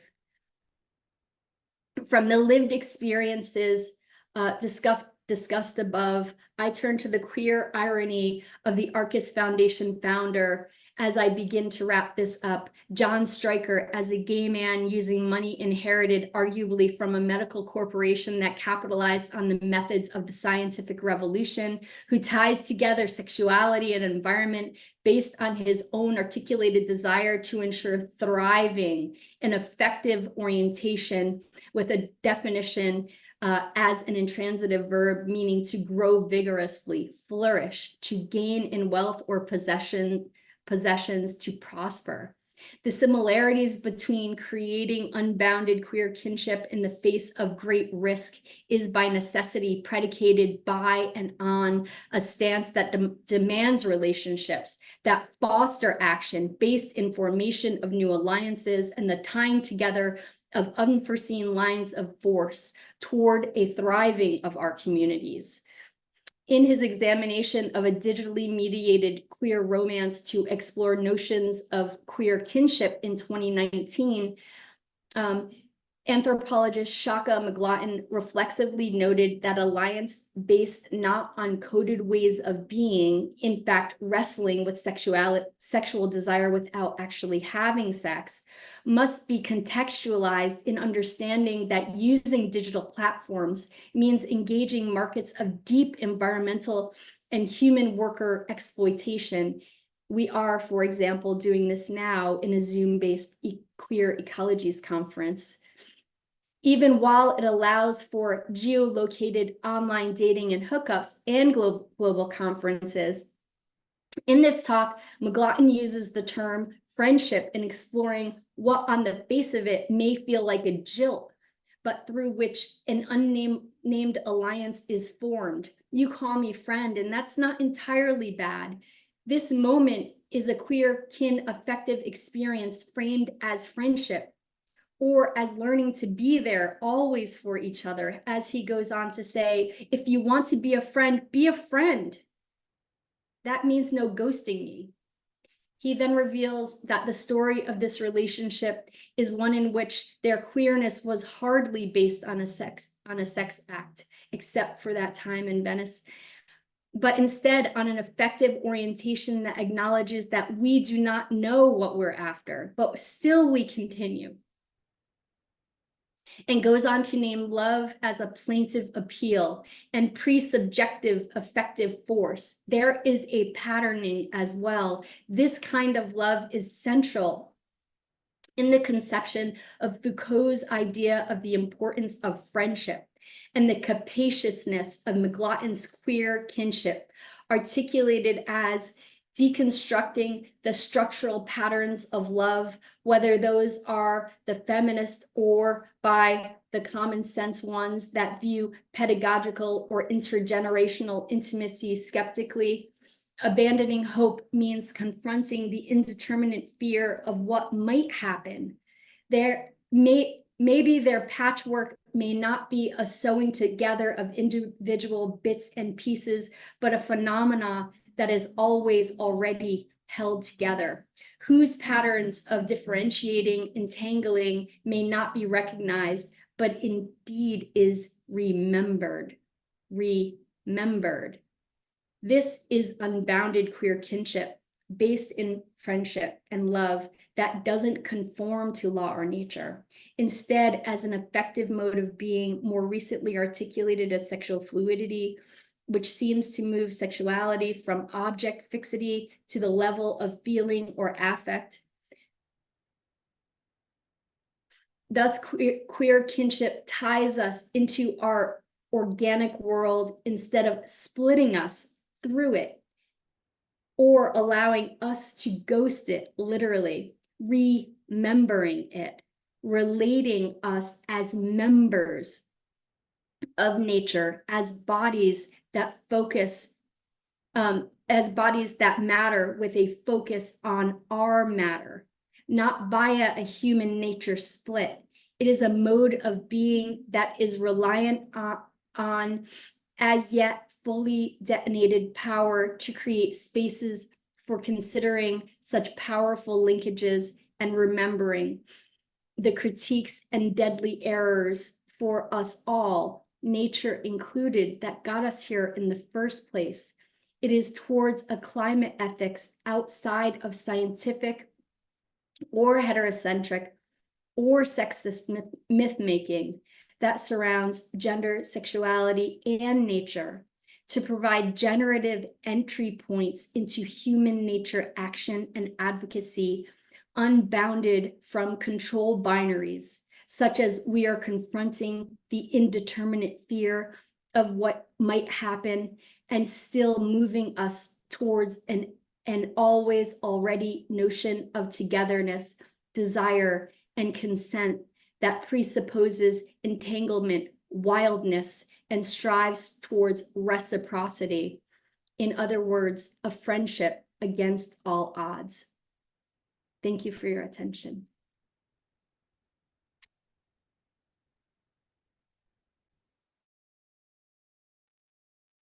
Thank you, Michelle.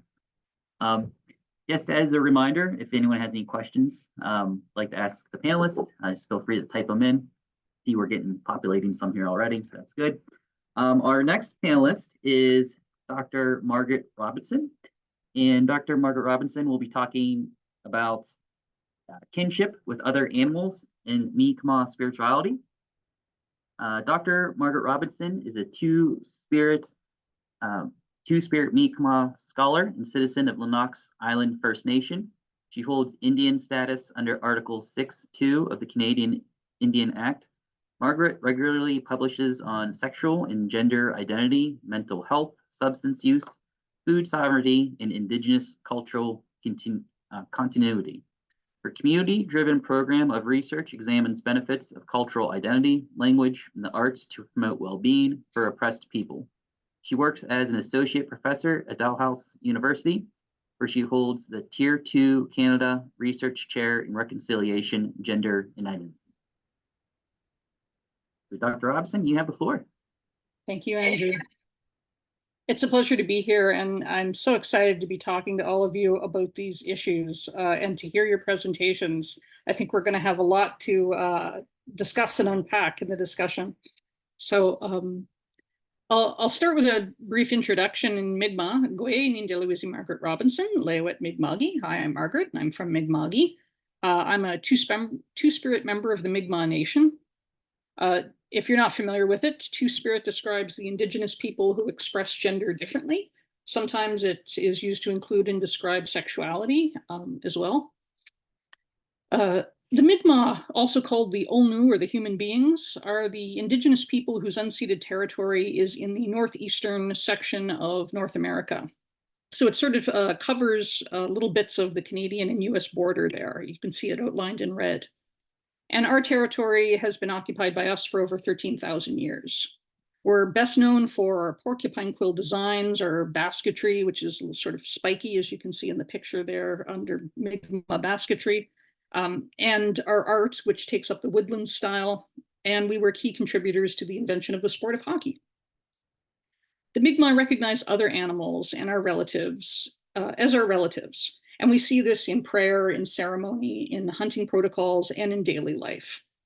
And the Mi'kmaq are often summarizing this expression, this view of the other world, and the phrase Masit Nogama, which means all of my relations. So all of the other beings in the territory are seen as related to us in a very essential way. For the past 400 years or so, the Mi'kmaq have mostly been Catholic. Although what this means is very wobbly in our territory, because the Mi'kmaq tailored their Catholic beliefs and practices to fit the traditions they already had, producing this sort of distinctive syncretism. I'll start with a caveat. There are no unified sets of beliefs that are held by all the Mi'kmaq. So I can give you a Mi'kmaq perspective. I can give you a few Mi'kmaq perspectives from various people, but everybody sees things slightly differently than everyone else. And so we're as diverse as any other group would be in that regard. So it's accurate to speak more about spiritualities in the plural when talking about Mi'kmaq spirituality. In a Mi'kmaq worldview, animals have spirits, and so do other things that might be seen in a settler framework as non-living. So people might attribute spiritual identity to mountains, bodies of water, rocks, rock formations. And so the idea of living and non-living, animate and inanimate, it's very important in Mi'kmaq language, but it may look very different from what the way those categories would break down a settler framework. In a Mi'kmaq framework, the important part is that every being has a spirit that has been created by Gazulk, which is the Mi'kmaq word for the creator. Other animals play a significant role in Mi'kmaq spirituality and identity, but it's this relationship with other animals that is really important. It's found in our stories, it's in our iconography, our art, and our activism. Our spiritual framework is expressed in the image of the 8-pointed star with a circle around it. So Two-Spirit Mi'kmaq scholar Duma Young describes the Mi'kmaq star as referring to the interrelatedness of everything and everyone in the land, and encompassed in that great circle of friendship that you see on the outside. This symbol is found in rock carvings on our territory, some of which stem from the early contact period, so about 1500s. And it includes images of birds, fish, eels. Eel was one of the big sources of food for the Mi'kmaq, but also snakes, caribou, moose, deer, porcupine, bear, dogs, horses, and insects. And so up here on the left, we have an image that most people have described as a bear, another one that most people have described as a deer or a caribou. And this image of the circle indicates how the Mi'kmaq view all of these animals, all of these other beings in the territory is connected to them through these lines that create the 8-sided star. In addition to rock carvings, you can also see the star found in daily Mi'kmaq life and art. So you can see it here appearing on drums, on regalia, which are the traditional clothing that people wear, and even available on license plates. I've got one of these Mi'kmaq circle guys on my own car. Other animals also feature prominently in our traditional stories, and this is something I've done a lot of work on because I'm a big fan of our traditional stories. These are usually passed on verbally and will vary by the storyteller. Storytellers tell you a story based on where they think you're at in your own life, and so no two people receive the same story in the same way. But one of my favorite stories in this area is called Muin the Bear's Child, which tells about a boy who's abandoned in the forest and raised by a bear. When his adoptive mother, the bear, is killed by hunters, the boy pleads with them to spare the life of his bear siblings. And so the hunters spare the cub and regret killing the mother. To honor his bear mother, the boy takes the name Muin, which means bear in Mi'kmaq, and vows never to kill a mother bear or bear children. And mirroring Muin's vow at the end of the story, Mi'kmaq hunting protocols discourage killing of baby animals or animals that are caring for young. And so you can see that the way that these traditional stories reinforce hunting protocols and the way hunting protocols reinforce the messages of the traditional stories work together in kind of tandem. I've written a lot about how I see Mi'kmaq stories as indicating that animals have personhood. And so what I mean by that is that the boy, for instance, in the story Muin, experiences the bear as very similar to a human mother. And so animals are treated as if they're just regular people in our stories. In some versions of the story, the bear has a human form, or the boy transforms into a bear while he's with the bear mother. And so a lot of our stories feature shape-shifting and suggests that Mi'kmaq may view humans as not categorically different from other animals, but the difference may be seen rather as one of kind, or is one of extent, that we're actually on a continuum with other animals. Another one of my favorites is Glooskap stories. So if you're unfamiliar with Glooskap, he's the Mi'kmaq supernatural hero who demonstrates how to behave as a Mi'kmaq person. He models good relations with other animals. Of course, the problem is he's often also presented as a very good hunter. So there's this conflict between the relation and the kinship we have with animals, but also the reliance on animals for food. Some Mi'kmaq stories feature Glooskap as far back as the last ice age. So I mentioned we've lived in our territory 13,000 years. This takes us to the time of the megafauna. And one of our stories tells about a time when the animals were too large and it frightened the people. And Glooskap's solution to this is to pet the large animals and calm them down until they shrink and they become small enough to be manageable in the territory. And I've always really enjoyed that the solution here to fear of other animals isn't violence, it's relationship and nurturing. That it shows a male character in a nurturing role might be perceived as queer in a settler context, but it's not at all perceived as queer in a Mi'kmaq context. So we have a lot of kinship with other animals, and we also see regret at their death in our stories, and a belief in the reincarnation of spirits are common themes. So, for instance, the Mi'kmaq creation story, this is images from a video version of it, tells how our hero Glooskap is born, and then he encounters this woman who is his grandmother, and grandmother asks for food. And so Glooskap asks his friend Abistanoich, who is an American pine marten, to give up his life.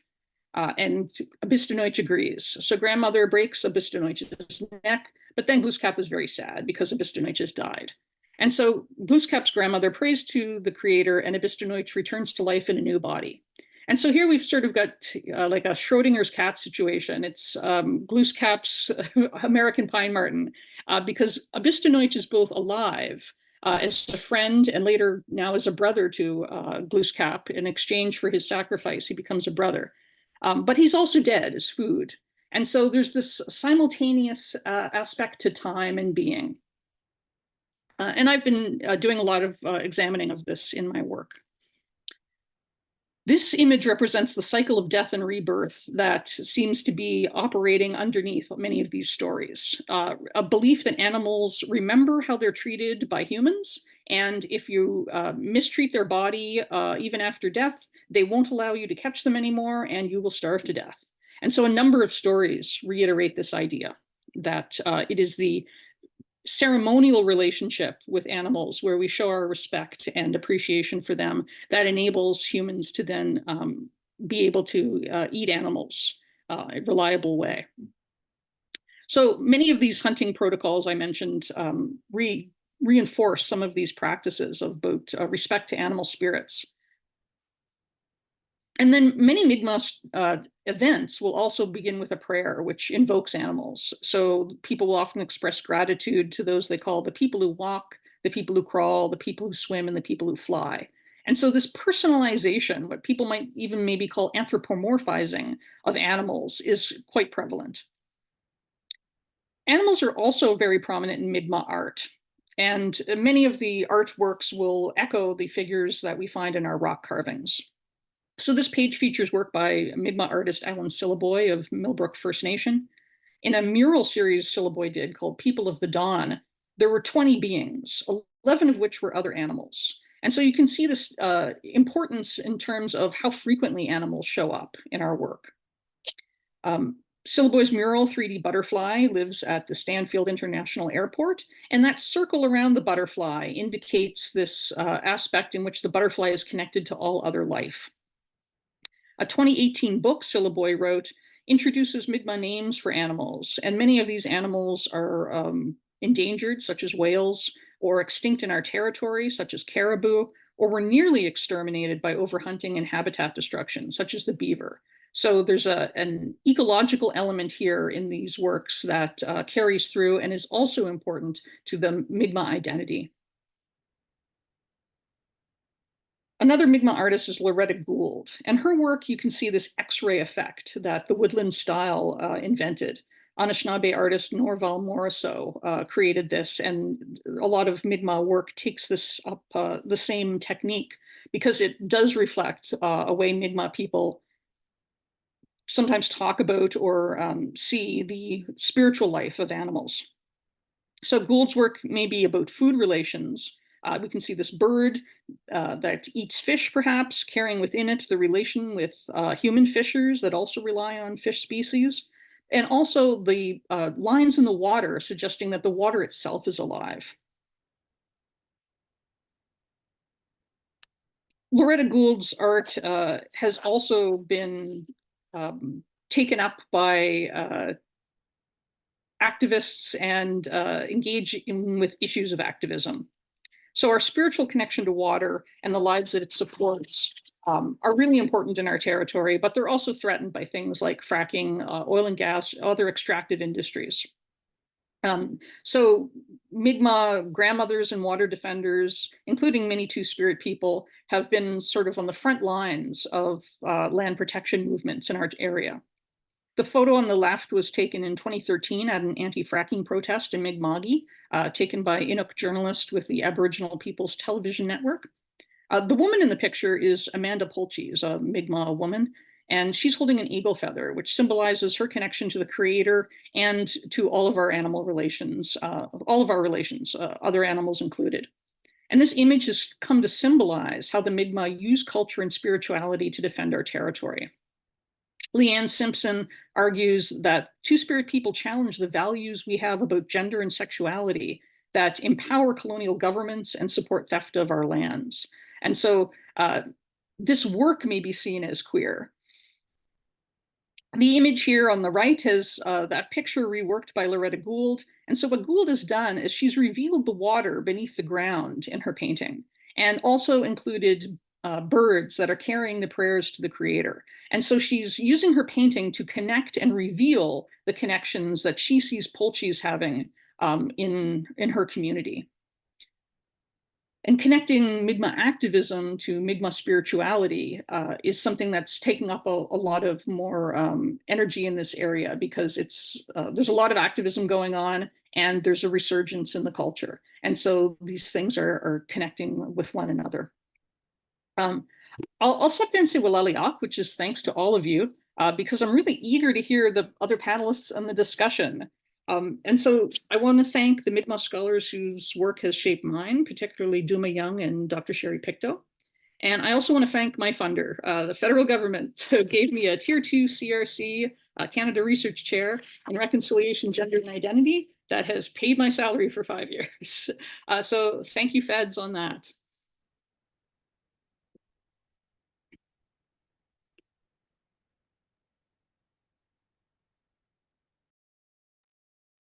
Thank you, Margaret.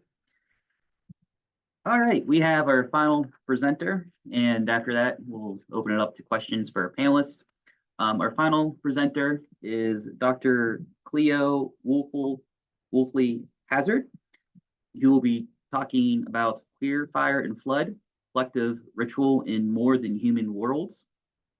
Cleo Wolfley Hazard served as a fire advisor for UC Cooperative Extension. As a scholar of institutions and political processes, he uses feminist and critical approaches to make environmental research and policy to be more responsive to the needs of place-based communities. This work crucially involves valuing and centering Indigenous and local knowledge of fire, water, species, and social relations.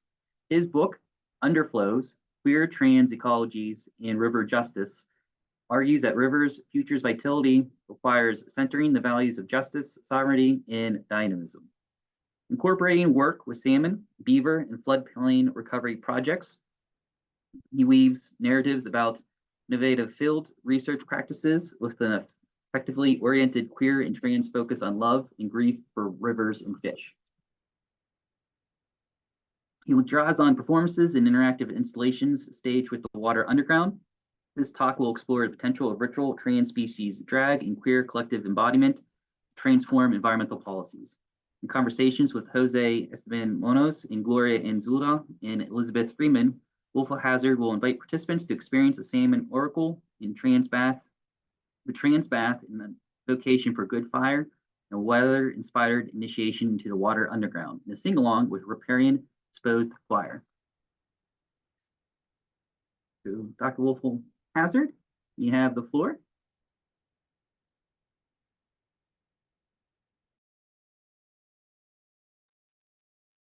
And you're muted, just letting you know. Okay, thank you. Thanks for that intro. Thank you to all the panelists. Let me just see if I can talk and do the Zoom. Oops, sorry. at the same time. Okay.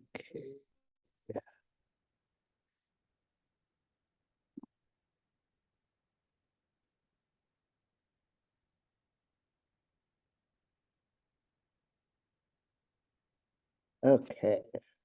So I did send, yeah, there's the accessibility copy if anyone wants to read along, and I'm gonna do my best to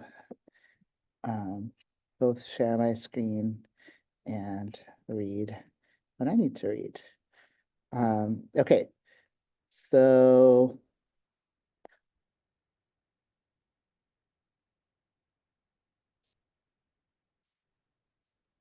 okay, let's see how this is going.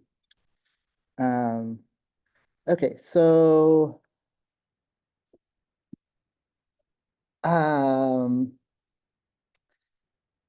thank you everyone for being here. And thanks so much to the other panelists, conveners. It's been a great pleasure to hear everyone's queer thoughts and see your beautiful stories and nettles and all of that. So yeah, today I'm not actually really up for doing as much performance as that promised. So I'm gonna do some, but I'm gonna also do some reading from my book. So I hope that that is appropriate. But I'm happy to. I'm gonna talk through some of the more performative things, and we'll see how it goes. So yeah, I am excited to first share this beautiful picture of a bear and to talk a little bit about affects in relation to other species. I myself am something of a bear and also love to swim. And so I really delight in this image as a way to really think about kind of that embodied being in water and that desire for, catching fish, and just how we might think about affects that flow between different species, and also how we might think about affects that flow among people in the context of rituals, both kind of formal religious rituals or rituals that are not religious but are collective in some way, and then also to think about different encounters that I've made or that others have made around field work, ecological field work, and also field writing and ecopoetics. And that's a good introduction. So yeah, just by way of beginning, I wanted to first of all acknowledge that I am way outside of my usual place of being. I am in Madison, Wisconsin on Ho-Chunk lands, but normally I have been in Seattle, and so this is kind of a figure that will connect my different locations with some of my work. So I have been in Seattle, up in this northern part of this kind of Gary ecoregion, and have been living and working on the traditional homelands and shared lands and waters of Coast Salish people, Duwamish, Suquamish, Muckleshoot, Tulalip nations, among others, and working in partnership with the Duwamish tribe and also, looking for ways to support and uphold the work and sovereignty of those other nations. And then I'm going to talk a little bit about some of my long-term collaborations with the Cuddick tribe, who are down here kind of in the Klamath Mountains. Yeah, really upholding all of their work for fire and water.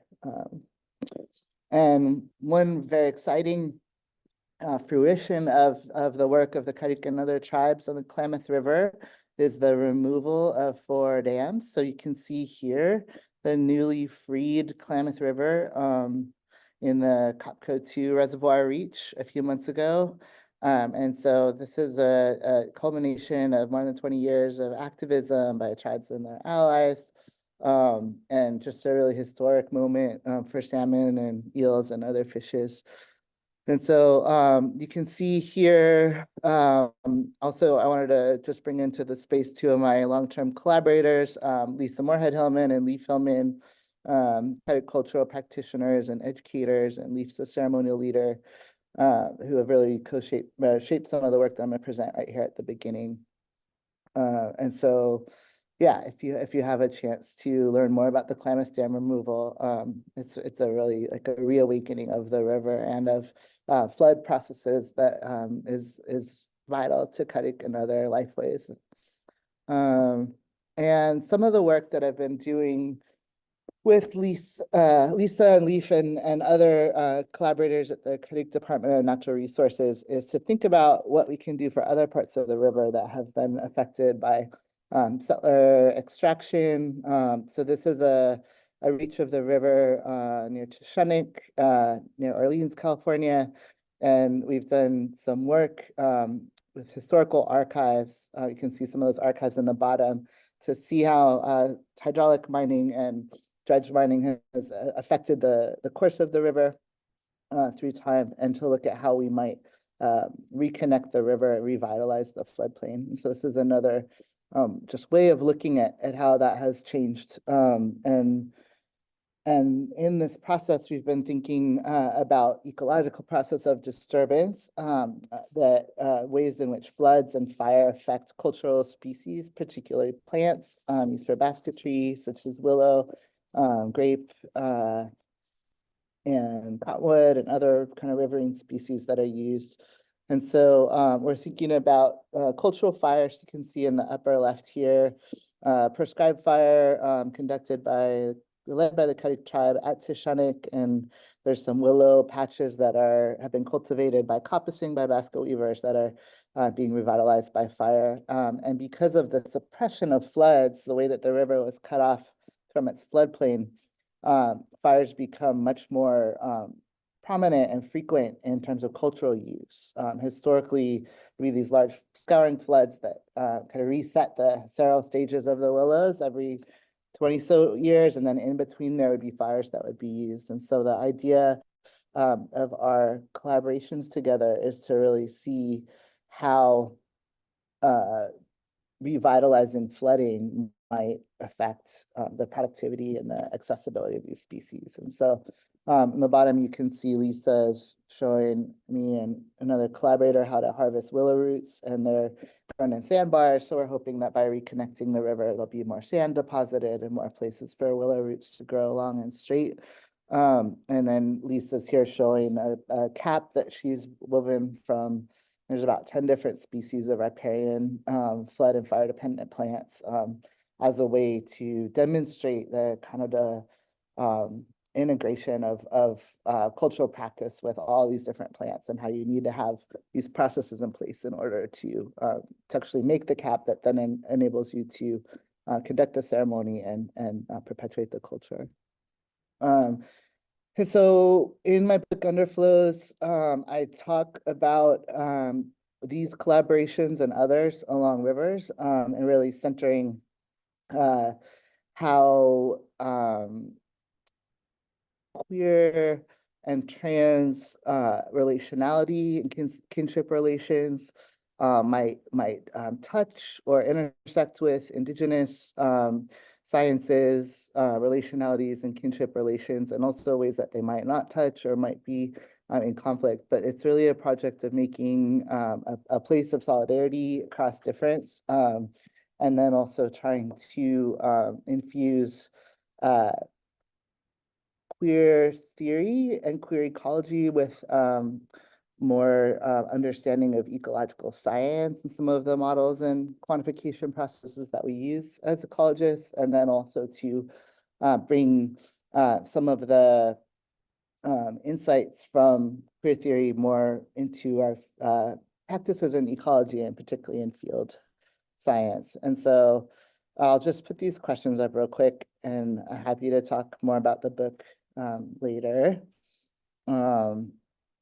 But first I wanted to show a few of the performative and ritual works that I've done together with the Water Underground, which is a Bay Area based kind of ad hoc art science collaborative with these wonderful members. And so one of the early projects that we did was called the Hydro Laboratory. This was in the Tenderloin National Forest. And so you can see both some of the performers dressed up in various ways, highlighting some of the local water cycles of San Francisco. And on the left here, you can see this is an old science experiment from the Peterson's Field Guide to the Atmosphere, where you can use a bicycle pump and some,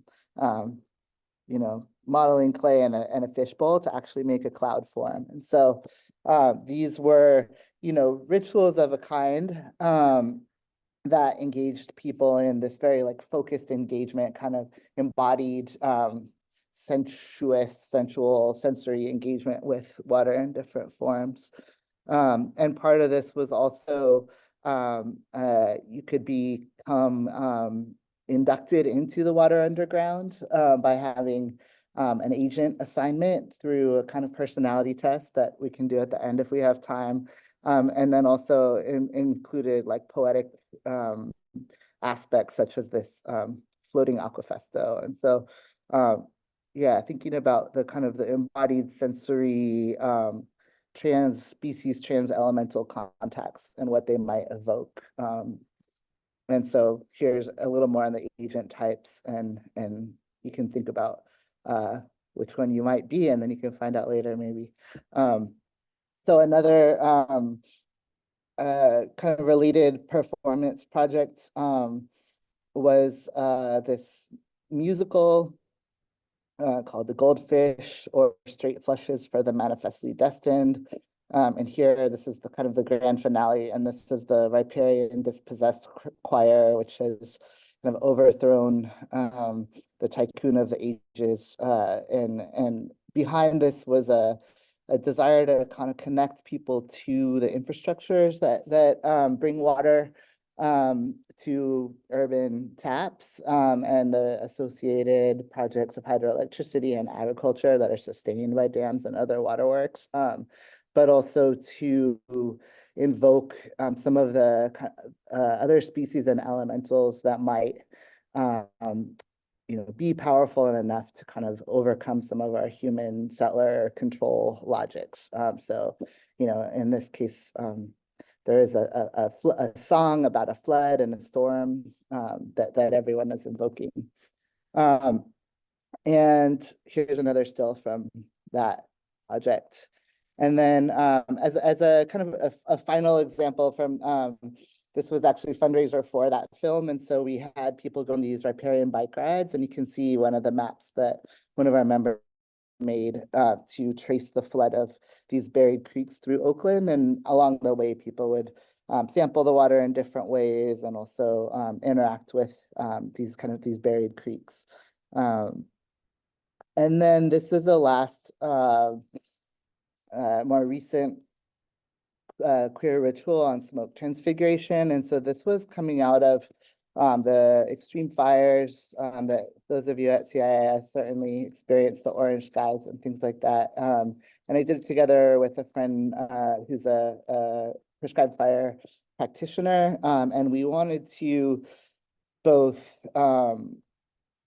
explain more about why these fires were happening, and also, through a legacy of fire suppression, and to think about smoke as a connective force, and so to think about the smoke in the sky as a force that was connecting people in the cities to all these different lands that were burning, and then an invocation for, beneficial fire, but also to explain that if we were to have a fire regime that was more similar to the pre-colonial one, we would have smoke in the air all the time, but it would be a little bit of smoke. It wouldn't be this kind of catastrophic, health and anxiety producing super smoke cloud. And so this is another little science experiment where you can make a fire vortex on a lazy Susan.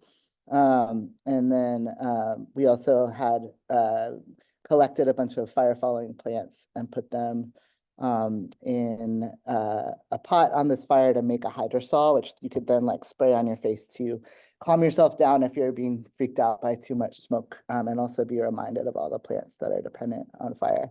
And I'm just looking at the time, and I see that we have so little time for conversation, and I really want to have enough.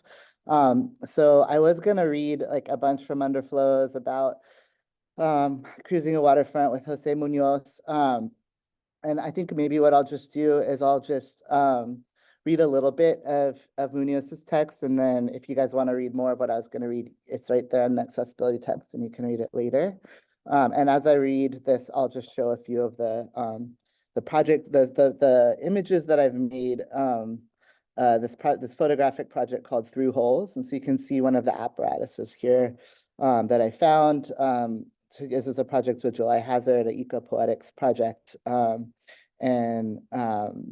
yeah, have used to explore the Duwamish River in Seattle, and to think about different commons. So let me read this from Munoz first. So brown commons is meant to signify at least two things.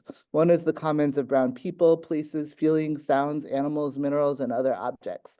What makes them brown is partially the way in which they suffer and strive together, but also the commonality of their ability to flourish under duress and pressure. They are brown in part because they have been devalued by the world outside their commons. Their brownness can be known by tracking the ways that global and local forces constantly attempt to degrade them and diminish their vitality. But they're also brown insofar as they smolder with life and persistence. They are brown because brown is a common color shared by a commons that is of and for the multitude. So I'll just show you some of these images while I talk a tiny bit about Munoz, and then we can all have a conversation. Munoz is thinking about capital, these ways of that local communities and other configurations might be resisting capitalist logics, and these are, some of those logics at play on controlling the lower Duwamish River. The Duwamish River is a site, it's a brown field, and so I think about brown fields in relation to brown commons. It's also queer ecology, which Munoz goes on to say brown commons are queer ecologies as well. And to think with Munoz about some of the people who are not included in some of the brownfield cleanup and restoration projects. So there is inclusion of, communities, families, fishers, but not so much of unhoused people or sex workers or gay men who are cruising for sex in some of these waterfront places. And so I think, with Munoz also about the kind of the brownness, the vibrancy of some of these polluted landscapes that are, full of contaminants, but also are still, smoldering with life and persistence, as Munoz says. And so this particular image is made from, these are shells that are from, old shell mounds that are kind of eroding in this park that is a cruising ground. And this shell happened to have a hole in it. And so then I took some photos through this hole, and there's a whole part in the book where I talk about holes of different kinds and what it might be like to look through them or feel through them. And with that, this is the personality test, so we can talk about that later if you want. But we basically ask these questions, and then you decide which agent you are. And I'll just stop right there and thank everyone for coming. Except for my, okay, there.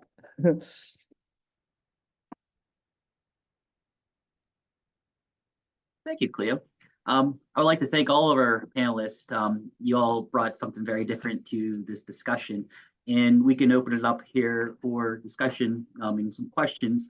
But kind of just a few takeaway notes that I've been noticing here. We talked about a lot of different types of subjects. We talked about how they're marginalized, how they're entangled. We talked about fungus, nettles, Lyme disease, climate, sexuality, kinship with, plants, fungus, animals. Talked about rivers and smoke. And then kind of another common theme I was noticing here were what kind of relationships do we have with these subjects? We have friendship with some of these things. Some of these relationships are adversary, maybe with like the Lyme disease or the nettle. And also I kind of think of the nettle as almost like a playful relationship too, because, it kind of stings, but it can also be kind of fun. There's nurturing relationships with animals that was discussed. We talked about respecting nature, respecting community, respecting connections between humans and these other more than human subjects. We also talked about connections to water, and especially with dams and how to removing these dams is helping to reestablish, these connections with, us and these other organisms with the land. So with that all said, we can open this up for discussion. I'll invite the panelists if there's anything you want to share with, especially with other panelists or whatever you want to do. There are a few questions from community, but you can open up to the panelists if there's anything you want to share, especially with these relationships or marginalized, or entangled subjects that we talked about.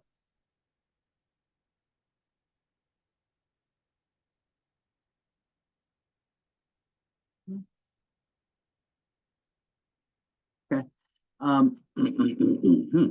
Excuse me. So there were a few questions from the audience here. One question was about wildfires of late, especially, I'm guessing, out west. I'm from the eastern part of the United States, so I don't deal too much with wildfires, though last summer we did get a lot of smoke from Canada. Is there any consensus to why a lot of these wildfires are increasing, or what that has to do with these, or relationship with the more than human? I guess I can. Yeah, I'm happy to start, and then would love to hear what people in other places think also. A lot of people will say, well, it's climate change, and Leif Hillman always says it's fire suppression, it's settler colonialism, and then there's climate change also. But even without climate change, at least in much of the Western US, we've had this policy of suppressing all the fires, and there was a lot of fire that was traditionally set by Native peoples for many different purposes. I spoke about some of them. And so you have this intense buildup of fuels and then these tinder boxes. So then if there is an ignition, then there's going to be a larger fire. And then driving, but we have seen these mega fires increasing. And so part of that is these weather events. So those of us who are on the West Coast from, Canada all the way down to Mexico, fall 2020, there was this winds, just high winds all down the coast. And that there was all of a sudden thousands of fires that got ignited by lightning, but then blew up really fast. And so, I have a project working on with some climate modelers on future fire conditions and how much more we might be seeing these extreme drivers, but also the opportunities for doing good fire, beneficial fire, the burn windows, these kind of cooler, wetter periods that we might get in the middle of the summer that would allow us to get fire back on the land and to really restore those relations that we have with fire, with other species. Excuse me.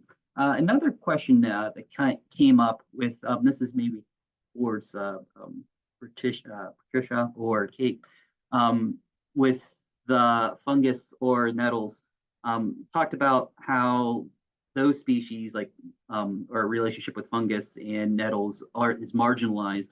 Is there any recommendation how we can unmarginalize these particular relationships? Yeah, I can start. I think that, as I kind of mentioned earlier, my own relationship with my, sort of understanding my queer identity and that journey throughout my adolescence and into my 20s and through and beyond now was mutually reinforced with the intimacy that I was experiencing through the study of fungi. I could learn, I was seeing the ways in which their bodies reminded me of my own, and my ways of being reminded me of them, and there was this sort of mutually reinforcing. And I did notice a question in the chat that was sort of asking about the disparate worldviews of symbiotic and interrelatedness of fungi, comparing that with the person is posing with a scientific view, which has a more narrow focus, and as they say, evolves under the illusions of domination and control.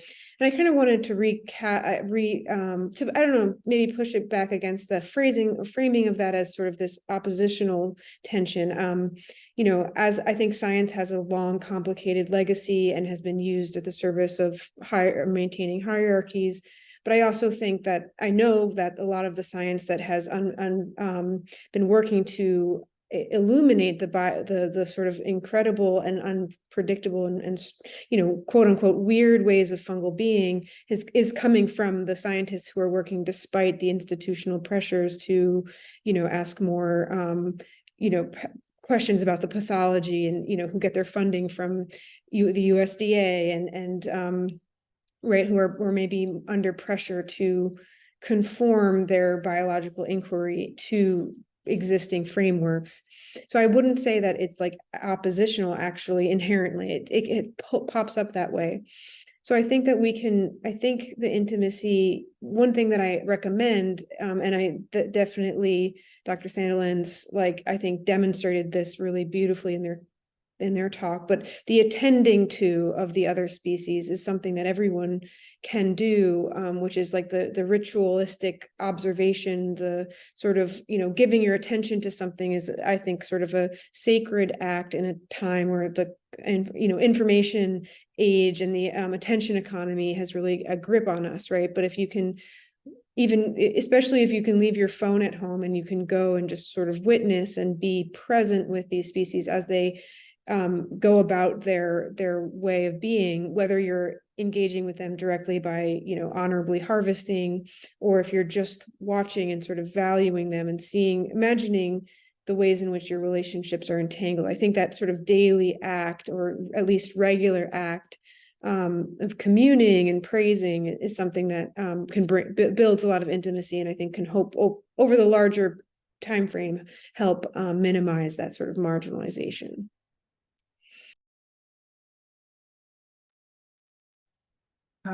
I guess I'm not entirely sure that I am interested in unmarginalizing nettles. I think my work sort of gestured toward the idea that sort of that kind of politics of visibility and recognition can result in exploitation and commodification. So you know, I'm actually, you know, I've seen some interesting thinking about mushrooms in this respect, Patricia, that, you know, mushrooms are the new savior of capitalism, because they can decompose things, because you know, they can be put to certain kinds of work that are very much part of the capitalist machinery. And I know that's not what you're arguing, but you know, that there are certain very popular books about mycology that have sort of and plants also, the idea of the idea of plants and the wood wide web, and the movement of plant thinking into the mainstream for the purposes of using them, is exactly not what I'm talking about. So I might not be interested in moving nettles away from the margins. What I am interested in, and gesturing toward, you know, sort of Cleo's invocation of Munoz's Brown Commons, is an idea of forms of sociality and sociability and conviviality that start from a different place. You know, not wanting to, absolutely, Margaret, not wanting to appropriate Indigenous understandings of kinship, but thinking of, you know, other places where plants and animals and fungi and people have had different kinds of relationships, and to think about those commons and those forms of relationship and conviviality as places to think, rather than imagining that we need to somehow put them in, you know, sort of put them in the blinding light of the academic mainstream. Yeah, I kind of like the you know, sort of being a denizen of the edges, and I'm not sure that I'm not sure that I really want to move.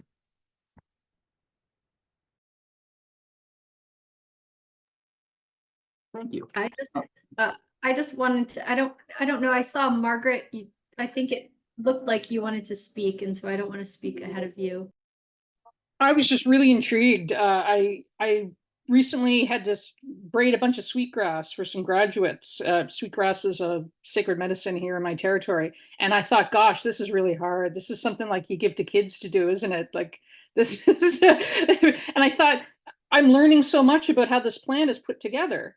And so I think maybe part of that difficultness of the plant is kind of what makes it relational. And I think about like my enjoyment of grouchy older community members, the more difficult the relationship is sometimes to facilitate, the more it can be valued. And so I wonder about like the actual non-commercialness, the refusal of plants to engage in some kind of relations.